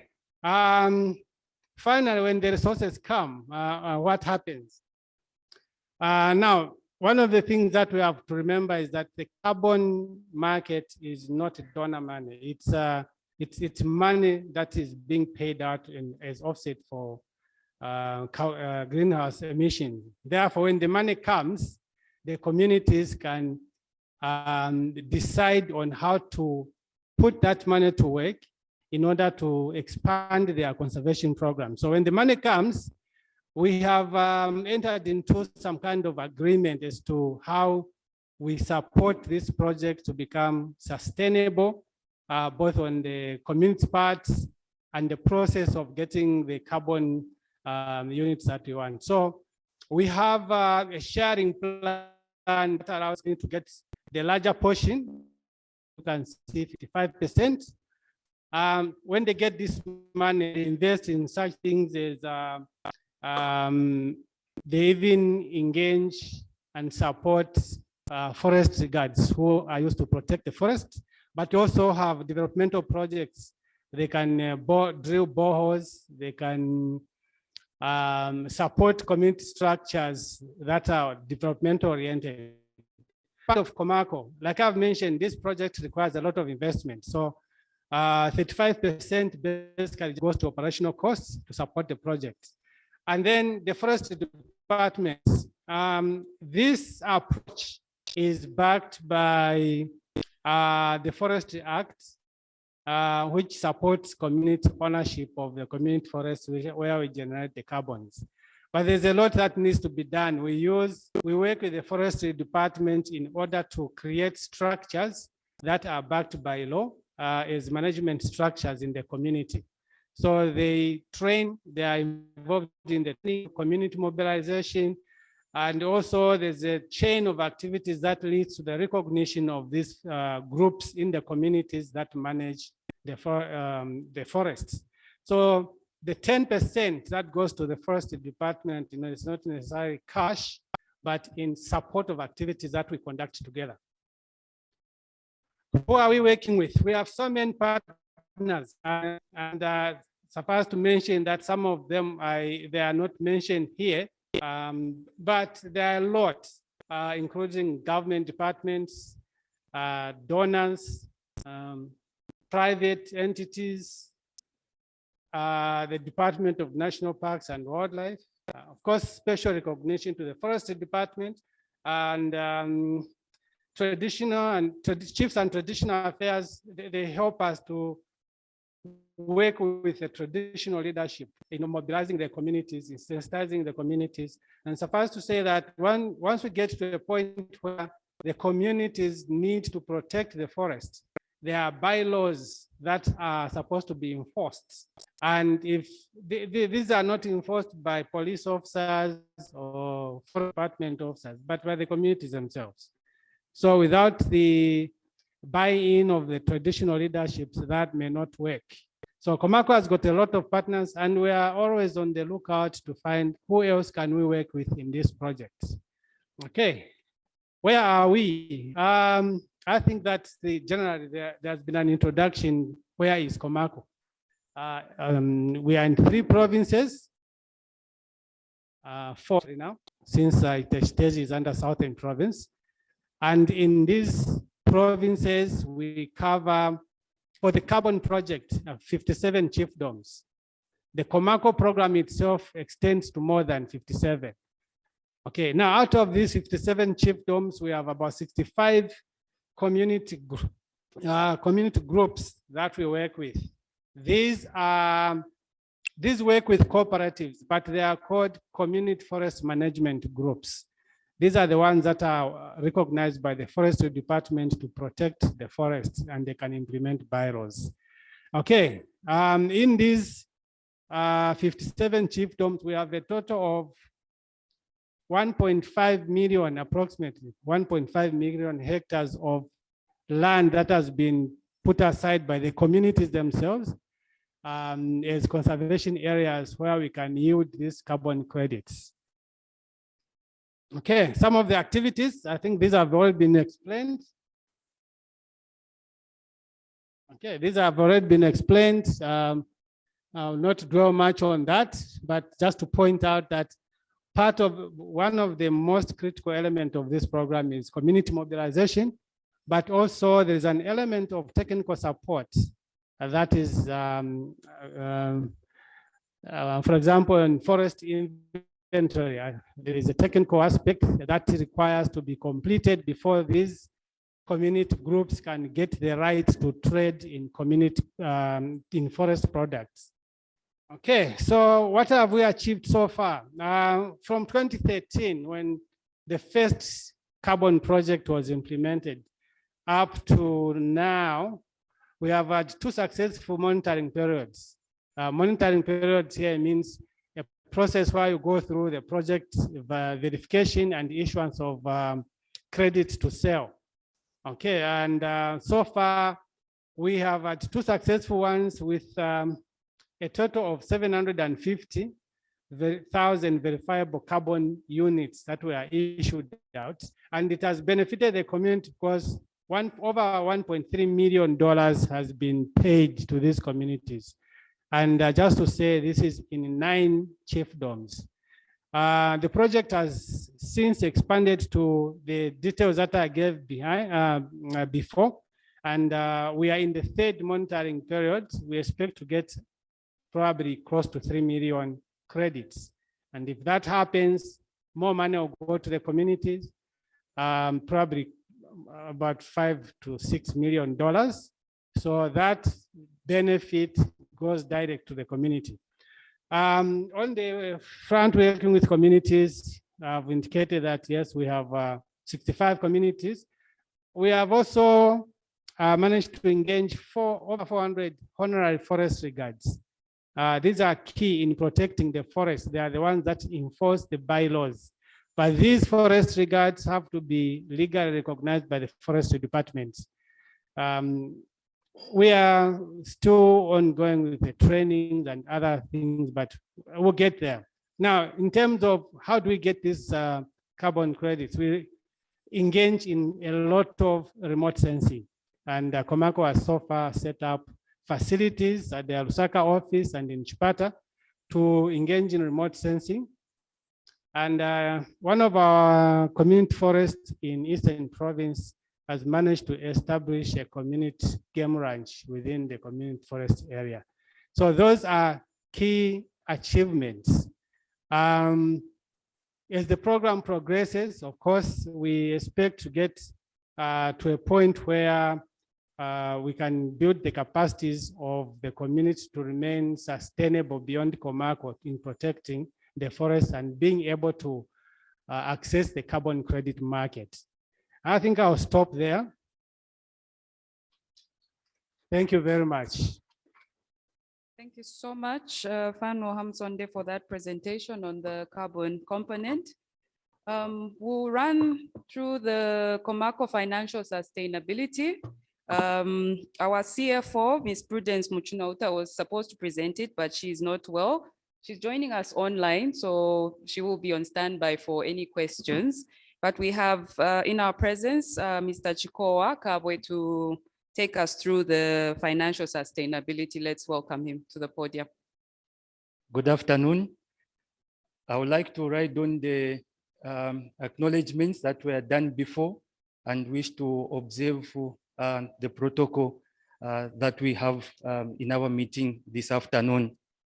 We, as Hydrangea Enterprises Limited, a consultancy company that has been working for the last 7 years in Zambia, and we work with various institutions to provide technical expert services to various businesses, and these include both social enterprises and for-profit organizations.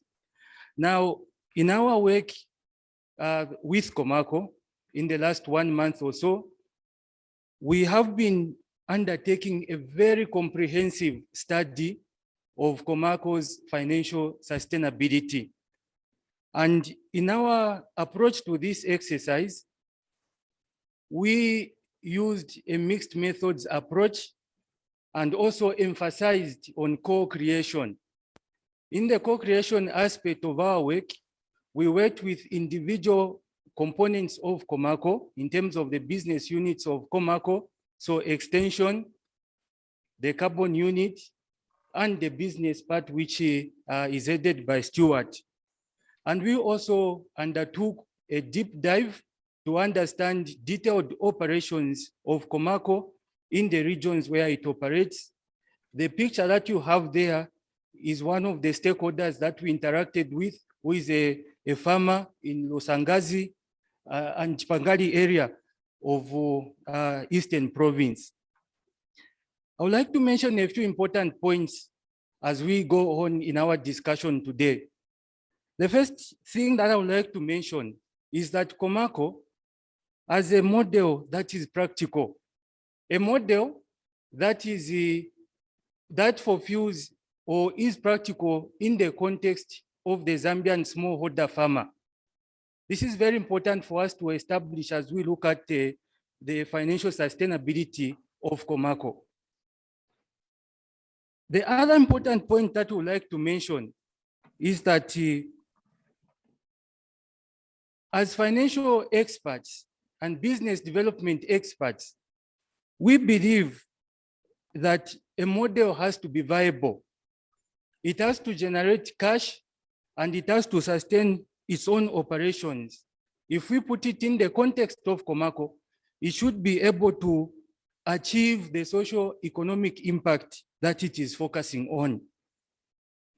Now, the key question for us as we have been reviewing Comaco's financial sustainability has been, can Comaco continue, sustain, and more importantly, scale or grow the impact that it is currently creating? So we have listened to all these stories or testimonies, impactful testimonies, like the one that was given by Mrs. Zulu. But the key question is, can Comaco continue offering this or providing this support or impact and do it in a sustainable manner? More importantly, scale it and sustain that growth. Our view is that Comaco is on a path to sustainability. Okay? We saw in our work with Comaco and in our analysis, especially in Eastern Province, that several interventions are already being undertaken. We saw an increase in storage capacity.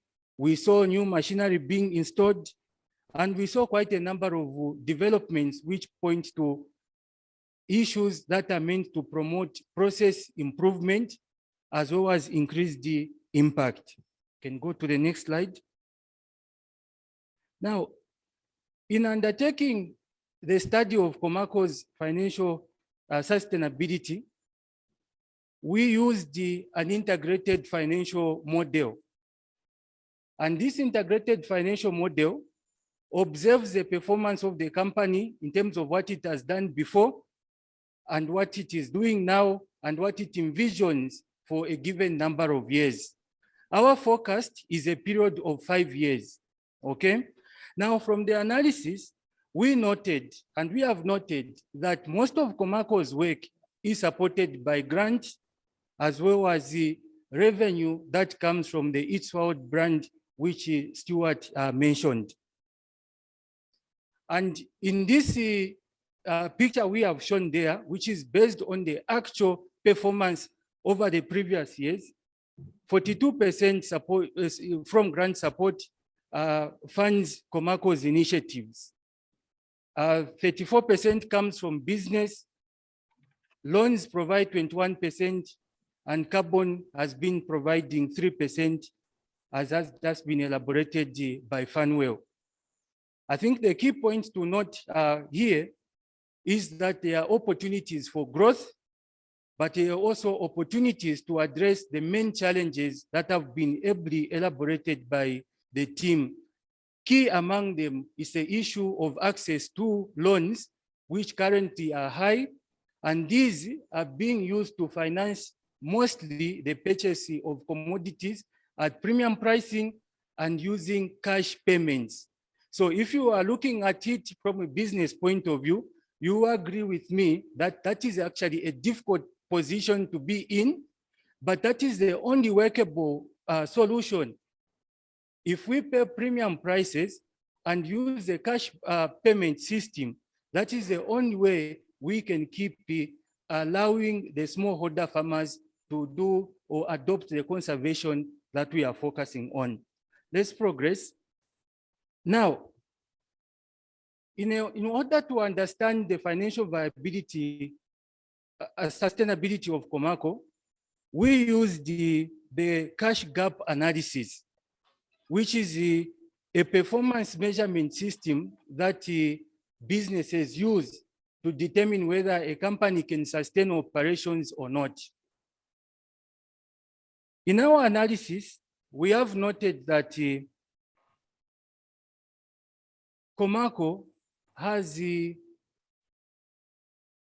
let me just come nearer. Comaco needs to address the issues of cash, okay, in order for it to scale and sustain its operations. When you look at the figure that we have presented there, from 2022 all the way to 2026, which is our period of forecast, Comaco has a shortfall of 15 million kwacha in the 2022 period, that is on cash. In 2023, again, it's below zero, which is 14 million.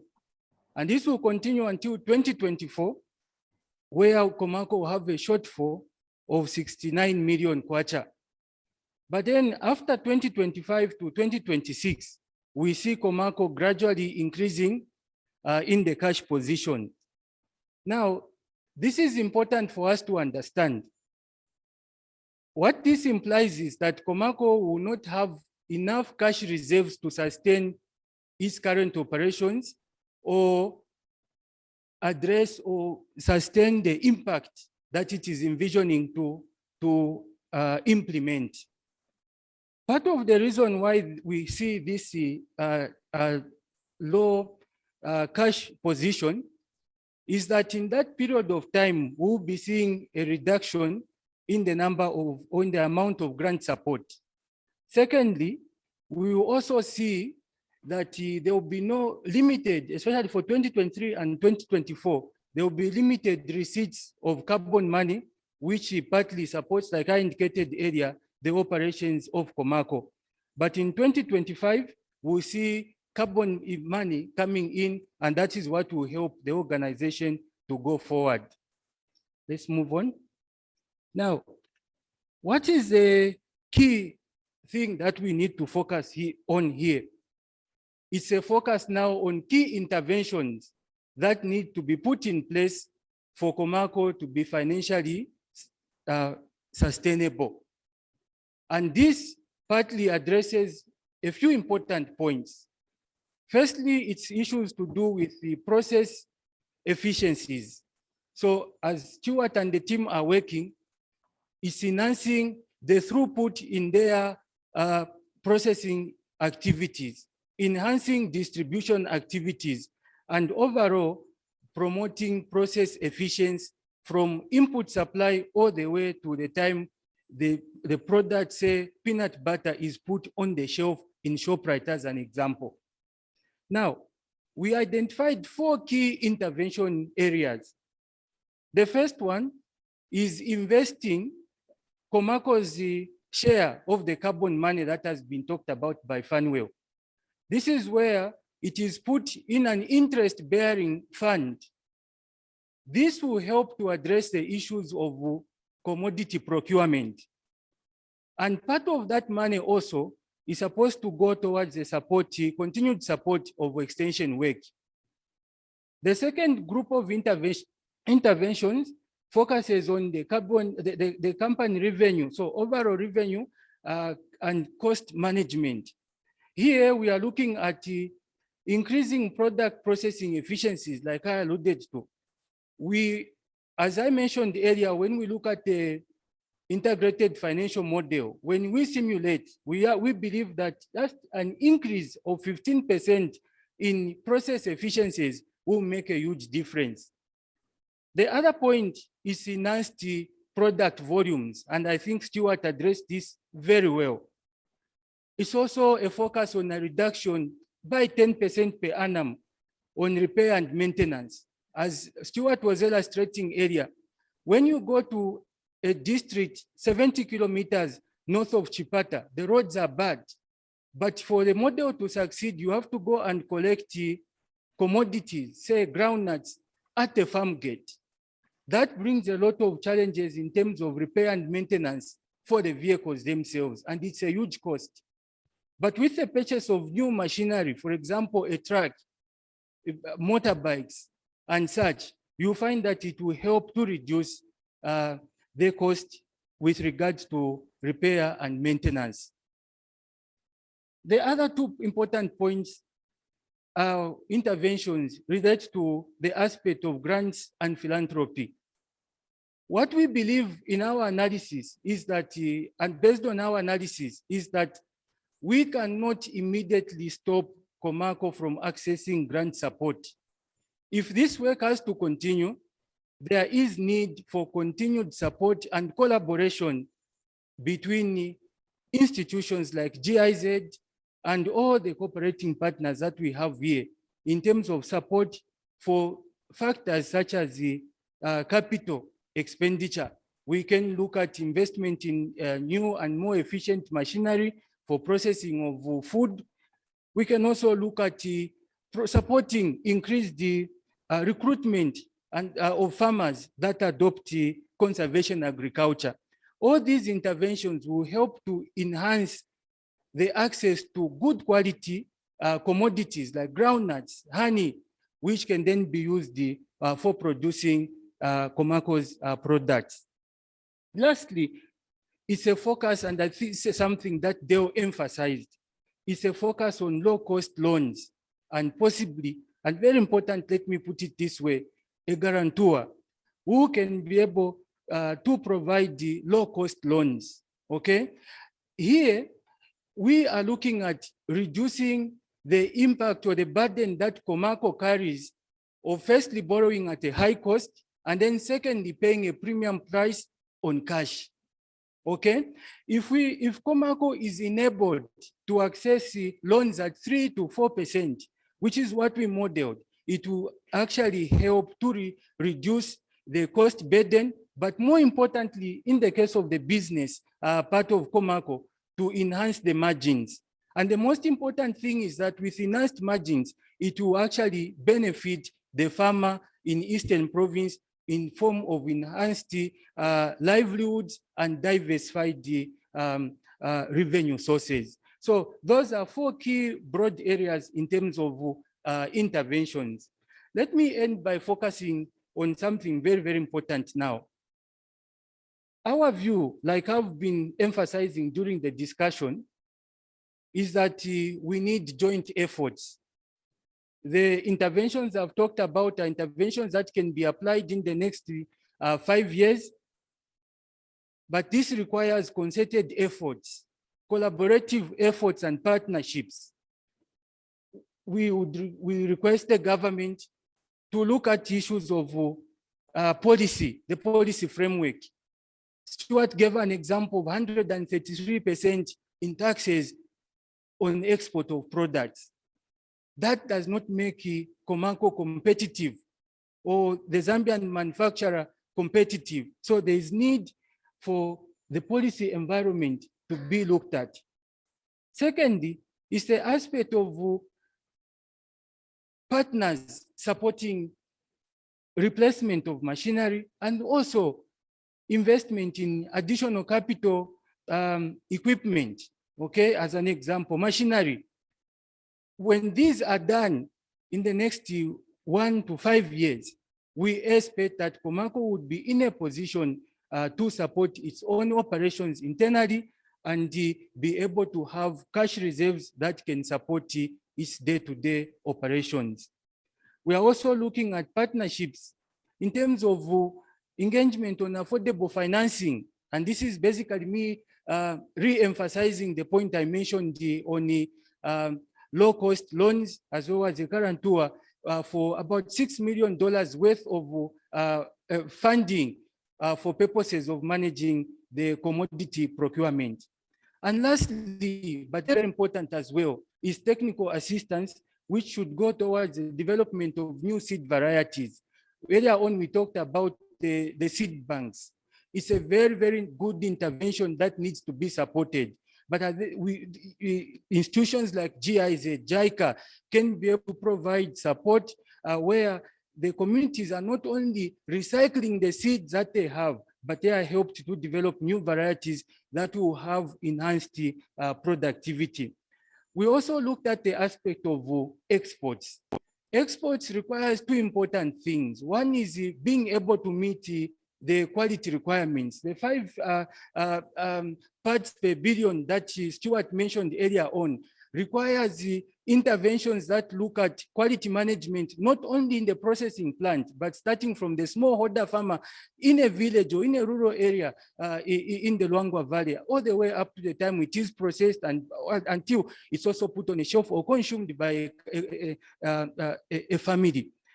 That's another key intervention area. Setting up of a laboratory, a robust state-of-the-art food testing laboratory would actually be a good investment that can enhance exports for Comaco. Lastly, is aspects of digitalization. We understand that digitalization, installation of ICT facilities can help enhance things like digital payment processes, and it can help as much as possible for Comaco to enhance its operational efficiencies. My appeal as I conclude the discussion next, is that let's work together. The government, cooperating partners, international development organization, farmers, and Comaco itself, we all need to work together. And that's what will bring financial sustainability to Comaco. Thank you very much. Wow, thank you so much, Kabwe, for that presentation. Ladies and gentlemen, it's been a good morning full of presentations. We are now at that juncture where we can allow for interaction.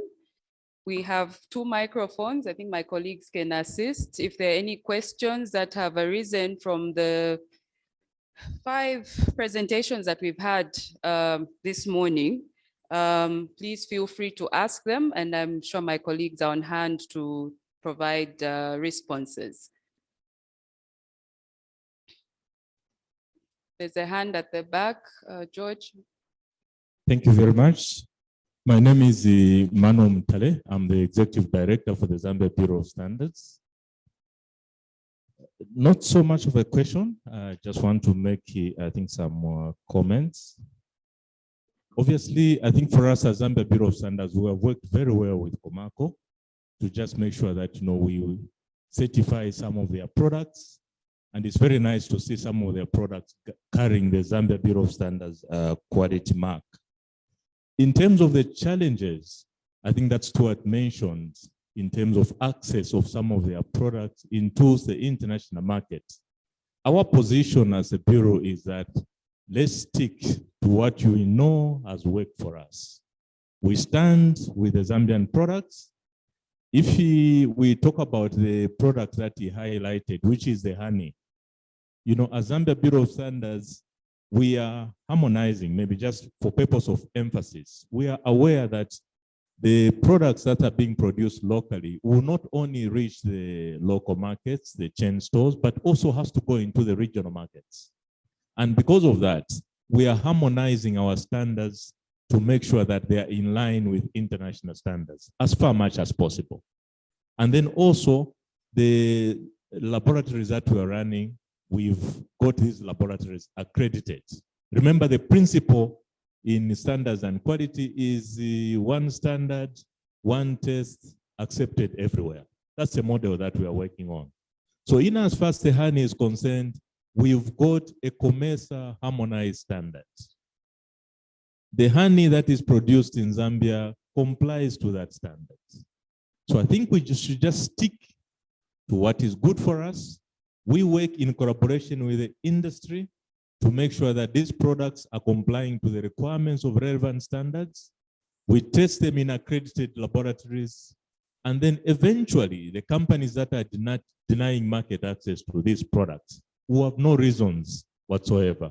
For now, I think we are aware what is being raised is an SPS issue.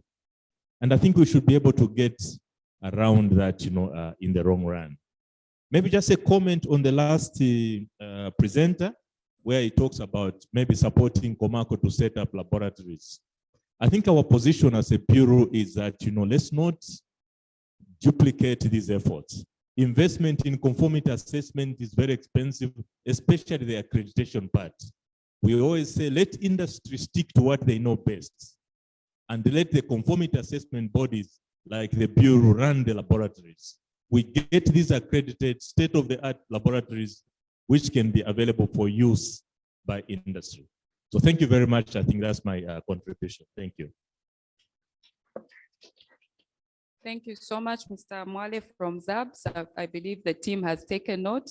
Stuart, would you like to respond, or we just take note? We will follow you on for the suggestions that you have made, and thank you for highlighting the one standard, one test. We will take that up and seek your office for further guidance. Thank you so much. Do we have any other comments or questions? I have a small comment. When Dale was presenting, there was a small quotation there. I was just wondering if all the policyholders read that statement and what they made out of it. It said, wrong markets sucking the life out of the land, giving very little back to the farmer. A very profound statement I found.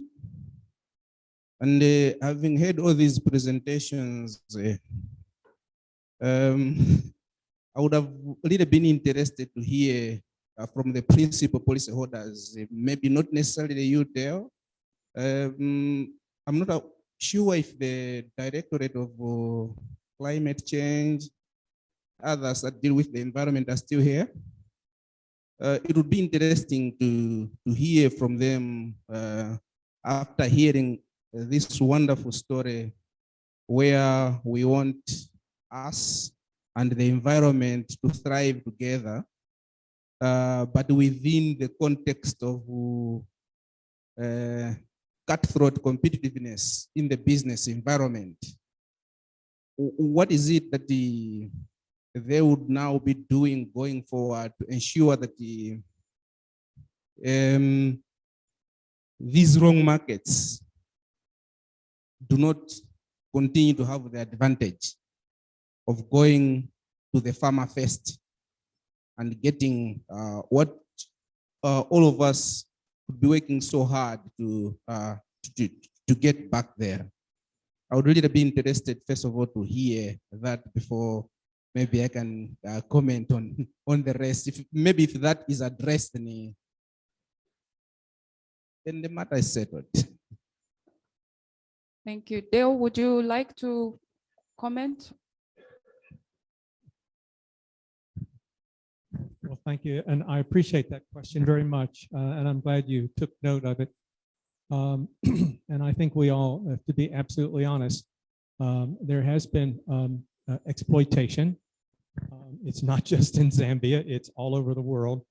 But we've seen how it affects small-scale farmers and keeps them at a level where they can't be productive. So to answer your question, I think this is really a government. We're merely a player in the same ecosystem of businesses. Ultimately, we have to think about, particularly with regard to climate change, to what extent are companies contributing to emissions? And in addition to the detriment of we have to learn how to live with this planet. And what is so critical now is the time is short that we have to learn these lessons. And we need a government that can really make bold, well thought out, but quick decisions. So I think we're all very happy to see the Ministry of Environment and Green come to the point in Zambia's future, and hopefully will steer it in the right direction. So I wish the representative from the Ministry of Environment were here. I think he would give a better explanation than myself, but that's the best I can do right now. Thank you. Thank you, Dale. Did you have another comment following the one that you just gave, Mr. Panji? Was there a follow-on question or comment?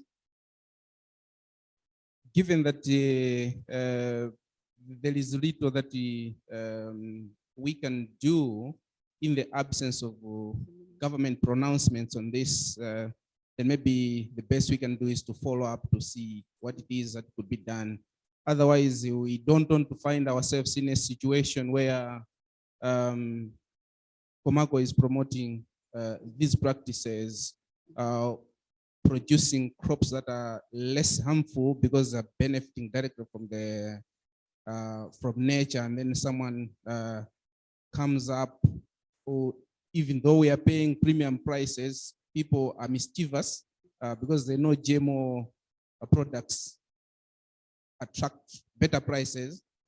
Some mischievous guy can still come up, go to Eastern Province, buy off before Comaco can get to the farmer, and we will be subsidizing, we will continue subsidizing mediocrity and mischievousness, which I don't think government would be happy with. So I would really be interested in us, through you, following up on what exact measures could be made to, we should reach a situation where we're breaking off these, I almost used the word thieves, from stealing from the farmers. But very glad that the Comaco is doing this, and doing this in the areas where all of us are looking forward to improving livelihoods.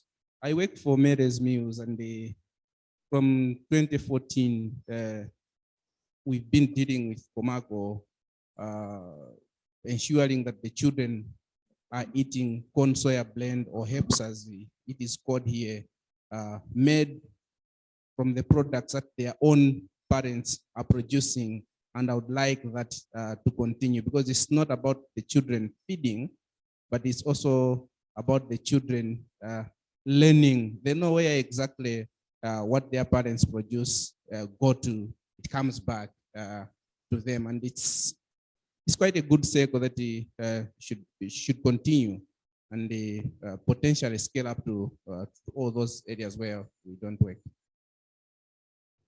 Thank you so much for that contribution. We have a hand at the back. Good afternoon. Thank you very much for the chance and the presentations that have been made. My name is Richard Katongo from the JICA Zambia office. And I've been made to give a comment because the last presenter, when he was talking about access to varieties, the quality of varieties, he deliberately or unintentionally mentioned JICA. Hence, I just want to make a comment on this aspect. I agree with all the presentations that have been made regarding access to seed And I was looking at the GIZ brochure, which was shared with us. One of the things they're talking about is the community seed banks. And when the presentations were going through and talking about community seed banks, I was thinking about where these seed banks are getting their seeds from and how long these seeds stays within the bank in terms of circulation among their cooperatives. Especially, I want to speak to the cooperating partners. When we talk about access to seed, I think we need to be very specific and include the word access to quality seeds, because that is one of the fundamental things that will improve the yields and the productivity of the farmers, especially the small-scale farmers. So for me, when I see a sentence saying access to seed, I always insert the word quality seed because that is what is needed. And as JICA, we've got a project where we are working with the Department of Agriculture and ZARI in the rice sector, and I see Comaco is very active in the rice sector. So we are supporting the setting up of 2 research stations into the quality of into the varieties of rice that will be.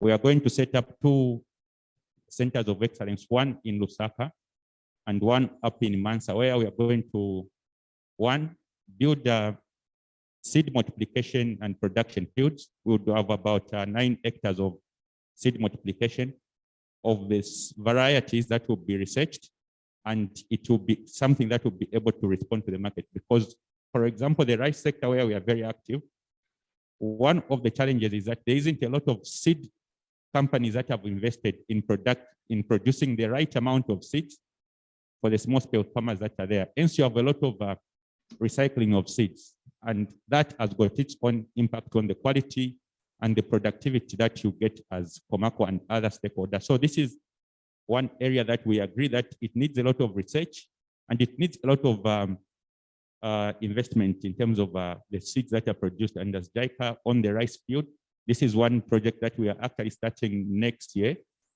We hope that working with ZARI and the Department of Agriculture, very soon we should be able to set up this seeds going, and we are going to make a contribution in that aspect. Another function of the project is, especially at the Center of Excellence in Iranga, will be the mechanization of rice farming. So we are going to come up to set up a number of equipment that will be shown to people from various parts of the country of what equipment and what the impact can be on rice farming as they do their business. Ultimately, we hope to, I think, work with other cooperating partners and organizations in this field. And for Comaco, I think you are doing a very great job. And the last presentation about the cash flows and the cash gaps, that is very big concern, a very big concern, I think, not only to me, but to all stakeholders. And I hope the Department of Agriculture and other stakeholders can support you in finding a solution to this. Thank you very much. Thank you, Richard from JICA. We have taken note. Do we have any other comments or questions or reactions to the comments that have been given? There's a hand. Okay. Yes. Thank you so much. My name's Martin Liwali. I'm the agri consultant sitting in the Ministry of Agriculture. Sitting next to Dale is the Director of Agriculture, and I'm happy that he's here as I raise my first question. First of all, I've been involved with Comaco for quite some time. I ran a program under the Ministry of Agriculture where Comaco was one of the implementing partners in Uchinga province. And we learned a lot of lessons from each other. Comaco learned a lot, I believe, from government, and the government learned a lot from Comaco. We had some teething problems when we started out our partnership, and we were a pilot in that partnership. So my first question to Comaco really is on the extent to which Comaco collaborates with the Ministry of Agriculture, particularly at district and district levels. And following to this, you know, for me, the mission of Comaco is really to protect the environment, conservation. Anything else is sort of secondary. And protection of the environment or conservation is a public good. And like the financial analyst put it, Comaco will continue as a result of delivering a public good for access grants. All right. Now, given this, and I know that Comaco has access to quite a number of grants, there is a cry regarding limited access to affordable financing. Of course, this is not a Comaco cry only. Part of the work that I do under the Ministry of Agriculture is to support the ministry to develop what are called commodity action plans, where the private sector and the government are looking at different value chains. Some of them, the value chains that Comaco is operating in, soybean, for instance, rice. And one of the issues or one of the challenges that beset most of these value chains or the agricultural sector at large is actually access to finance. I did suggest to the former permanent secretary of the Ministry of Agriculture, and I'll suggest that to the new permanent secretary, that we need to holistically address the issue of access to finance in the agricultural sector. All right, we might have piecemeal interventions, but I think that since this is a challenge that is cross-cutting all these value chains, we might need to have a systematic and holistic way of addressing that issue. But my question specifically to Comaco, because Comaco is receiving quite an appreciable amount of grants compared to other entities like profit-oriented entities, to what extent has grant financing helped to reduce the effective cost of financing? All right, I know that their share, you're getting 21% is financed from loans. I can't recall the amount that is being refinanced from grant financing, but ultimately, because you are getting grant financing, the effective cost of financing definitely has reduced and might not be as bad as other entities that might not be getting grant financing. Efficiency. Stuart mentioned, and the financial analyst also, he mentioned the issue of getting this produce at farm gate and using a big lorry to do that. I mean, of course, it's not efficient for Comaco to do that, and the cost of getting this produce will be so high.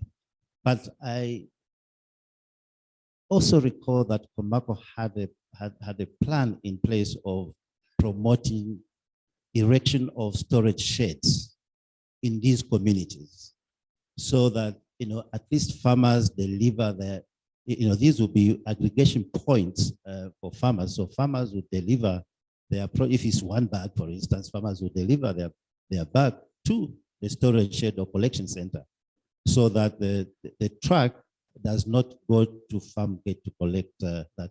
And in so doing, it means that the farmer is actually bearing the cost of delivering to the collection center. So to what extent has Comaco gone in this program? Because I think that is one of the issues that might contribute to cost efficiency. I thank you.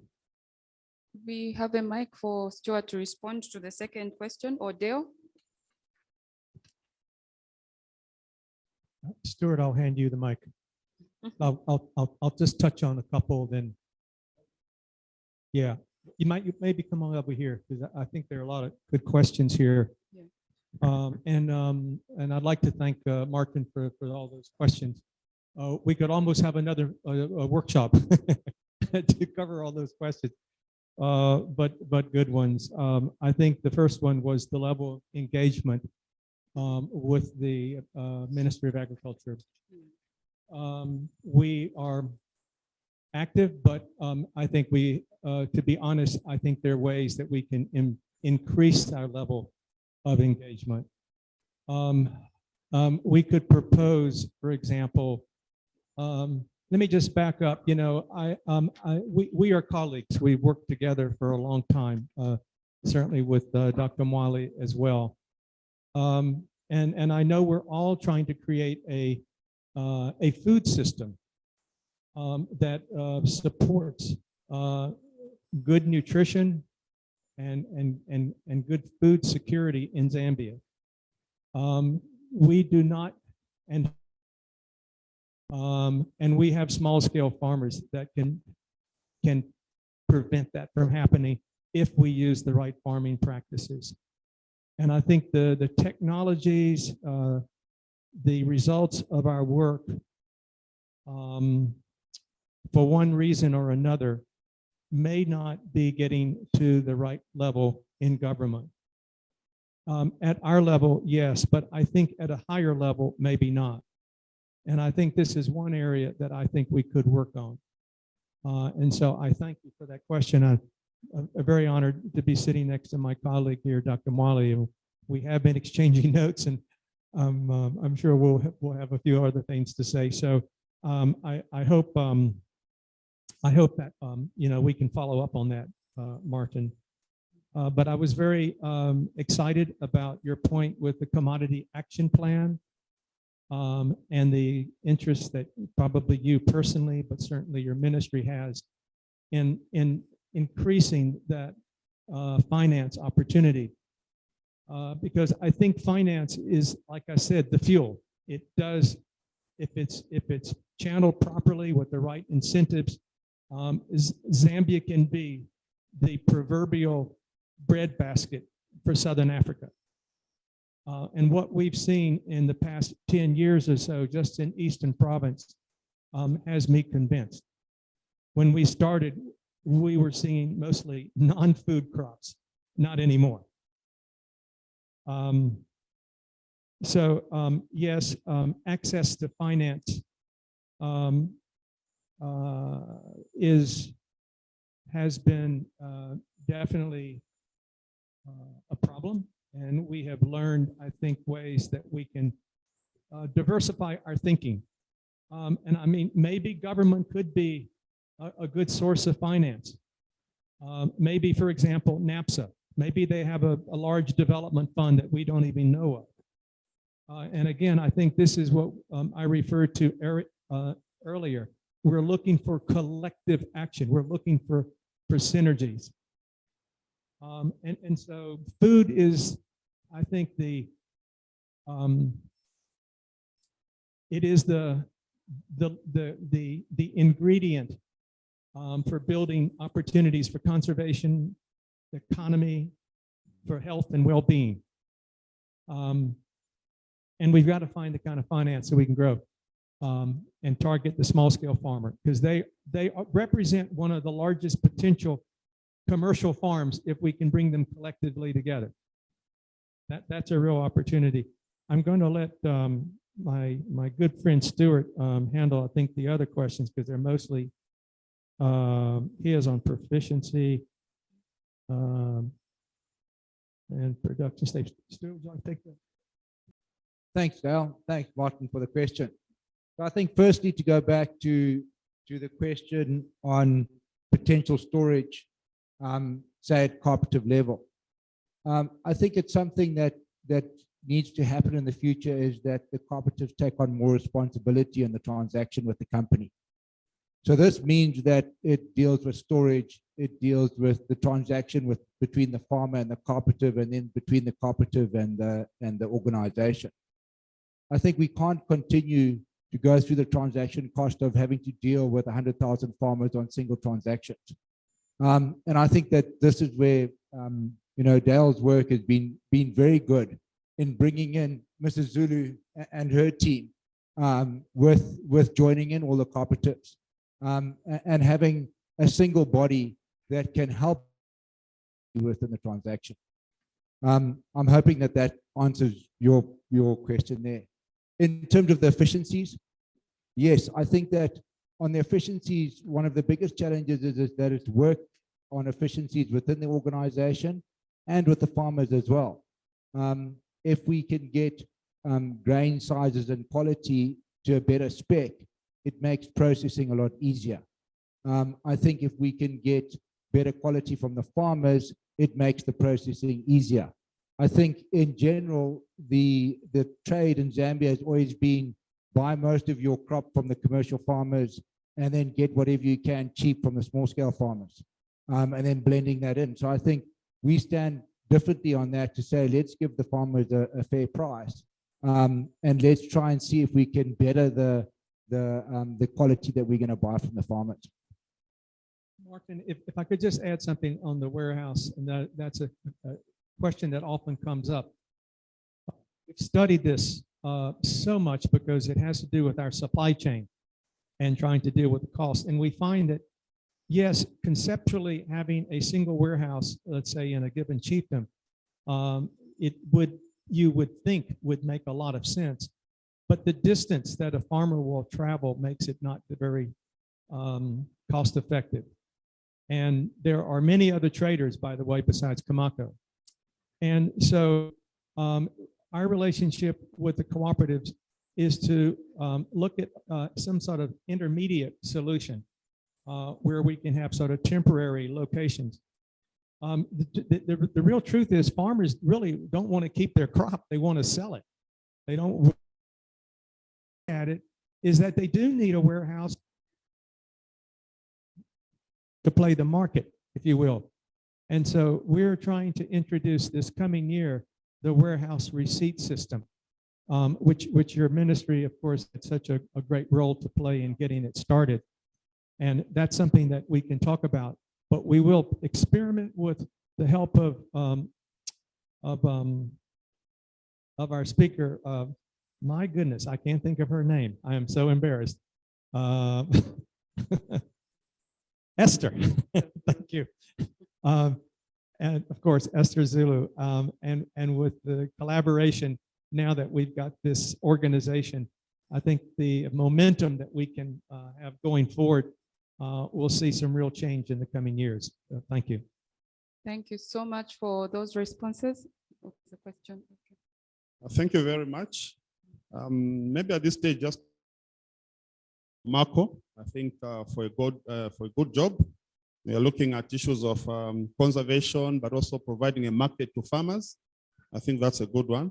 I'm sure you've heard that this new government also is emphasizing on issues of production, increased production and productivity.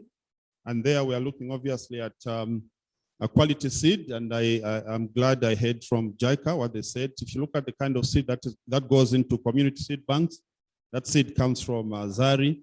So there's that collaboration with the government institutions.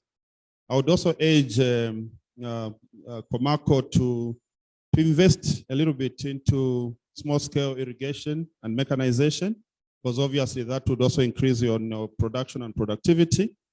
But just a word of caution on the use of the Gliricidia sepium. Obviously here we are looking at abstraction of nutrients.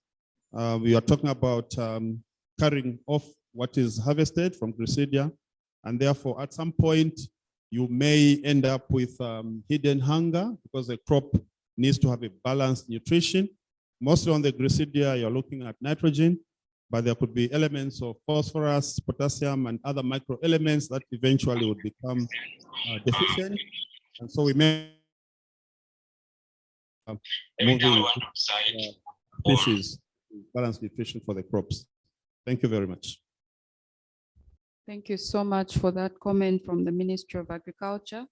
Ladies and gentlemen, I would suggest that over lunch, if there are still comments or reactions, we could mingle and while we eat and ask those questions. But also an email has been sent out with today's presentations. So you all have an opportunity to look at those presentations. And if there are any further comments, feel free to send those through the email that has been shared. At this juncture, I will call upon our board chairperson, Mr. Titus Kalenga, to just wrap up for us and give us a vote of thanks. Good afternoon, ladies and gentlemen. Thank you, Dale, and your team for organizing this workshop. I would say it has been a successful. It's a well done job. I know we can't achieve everything and do everything at a time, but I think what we've been able to do this morning and this afternoon was really basically to look at where we are now, or our past, and where we are now and into the future. And I think this is how you framed up your agenda for today. And I'm pleased to say that your team has done a good job in trying to explain where we were in the past and where we are and where we're going. Because in any institution, you need to have that focus at all times. If you made a mistake in the past, sort it out now and see what you can do into the future. There were obviously most of us who are retired and who are not doing these things anymore. But you could see there's a lot of experience. There you got a good team that if you sharpen them up a little bit further, there are men and women that will promote Comaco to the next level.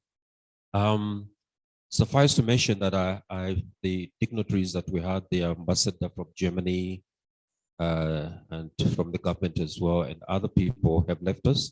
And what I see here is other representatives from different organizations, and I'm very grateful that you have held up to this moment in time.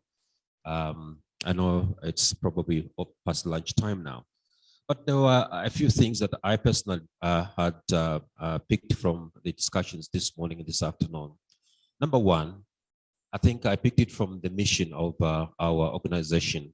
It's about conservation.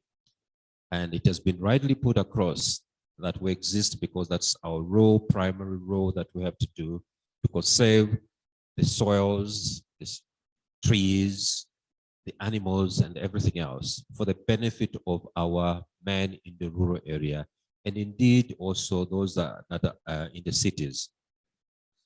Because apparently the cities consume more of some of these things that we're trying to conserve out there in the 3 or 5 provinces that we are now working on. The second aspect that I really heard so strongly is about capital issues. The capital issues is always topical. It never goes away, stays with you, because we all need money to survive, to do our business and so on. But I think the issue here is basically to say how much capital, is it adequate enough or not adequate enough? And what are we trying to do? And in the process, there's always a vetting process as well. What is not necessary now, keep it, and then do it later. And what is necessary, do it now. And if you can sustain it, why not? And again, when you get a little bit of more money, like I heard here being said, where the carbon money, for example, what do you do with it? Well, there's a lot to do. And depending on what you do, I've always said to people, if I have a sack of money, I have always want to ask myself, where do I take this bag of money? Is it in the bank? Do I take it to shares, which is trading or buying shares in some companies? Or do I take it to my pension? Or what do I do with it, including insurance? So it's basically a game of deciding how you want to, what you want to do with the money. In our situation as Comaco, obviously we rely on donations, donors and grants that come through. And now there's a lot that is coming through the loans as well. And things of interest, higher interest rates, we can't run away from that. They will always be there. But we have to prudently manage that aspect. We just to find out how best, when we get this money, what do we do with it? Okay, there are some institutions, areas where you put your money, the next day is reduced from what it was. So obviously that becomes a challenge. It's about management of that capital. What do you do with it when you get it? The other point that I picked up as well in when people are discussing here, is about products. We have the It's World business now, and that's our business line, which we began to do when we were imparting knowledge to our farmers to say, grow more groundnuts, let's have honey, let's have all these things. Then we now begin to come up with an idea of saying, can we make money out of it? And I'm pleased to say that is coming out. Our presenter here showed us how much we're making out of that, but most of it still comes from donations and grants that we have. But however, our products should be diversified. Let's keep monitoring, keep checking.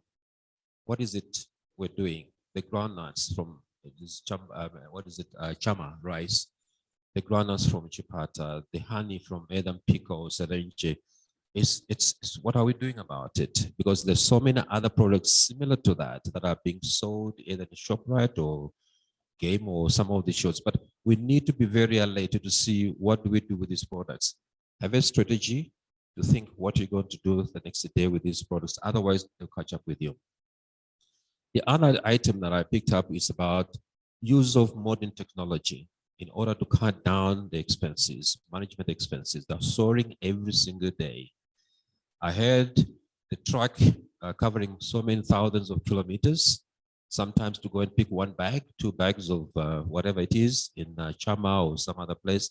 Surely there must be a way of enhancing technology in order to actually cut down the cost if we can. What is it we're going to do? How can we use technology? Why do we still have to carry cash in our bags?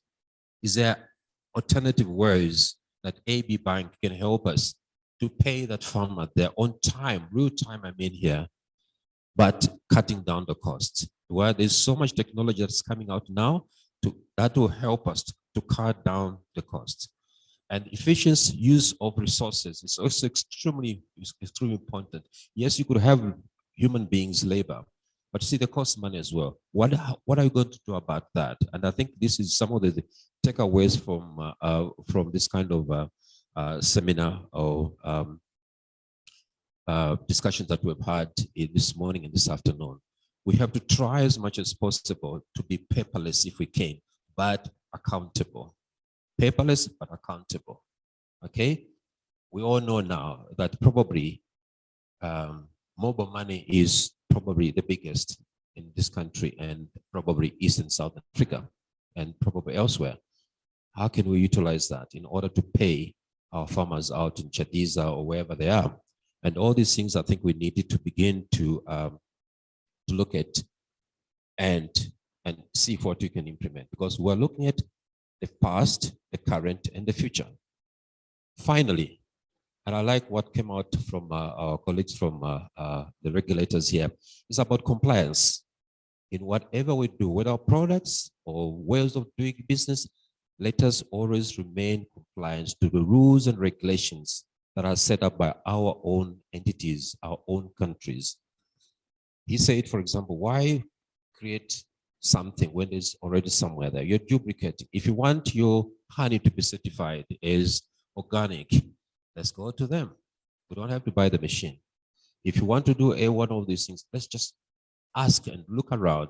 All these things are available. They'll make our business more efficient than anything else. So I just want to thank all of you for spending your time here with us this afternoon, and I can only wish you a very nice lunch and a happy day. Thank you. Thank you so much, our chair, Mr. Titus Kalenga. Ladies and gentlemen, we've come to the end of our meeting. Thank you so much for being attentive. I know it's not easy to sit for long hours listening to presentations, but we are grateful for the time that you devoted from your busy schedules to be with us here today. I'd like to ask Fanwo to just come and pray for lunch and release us.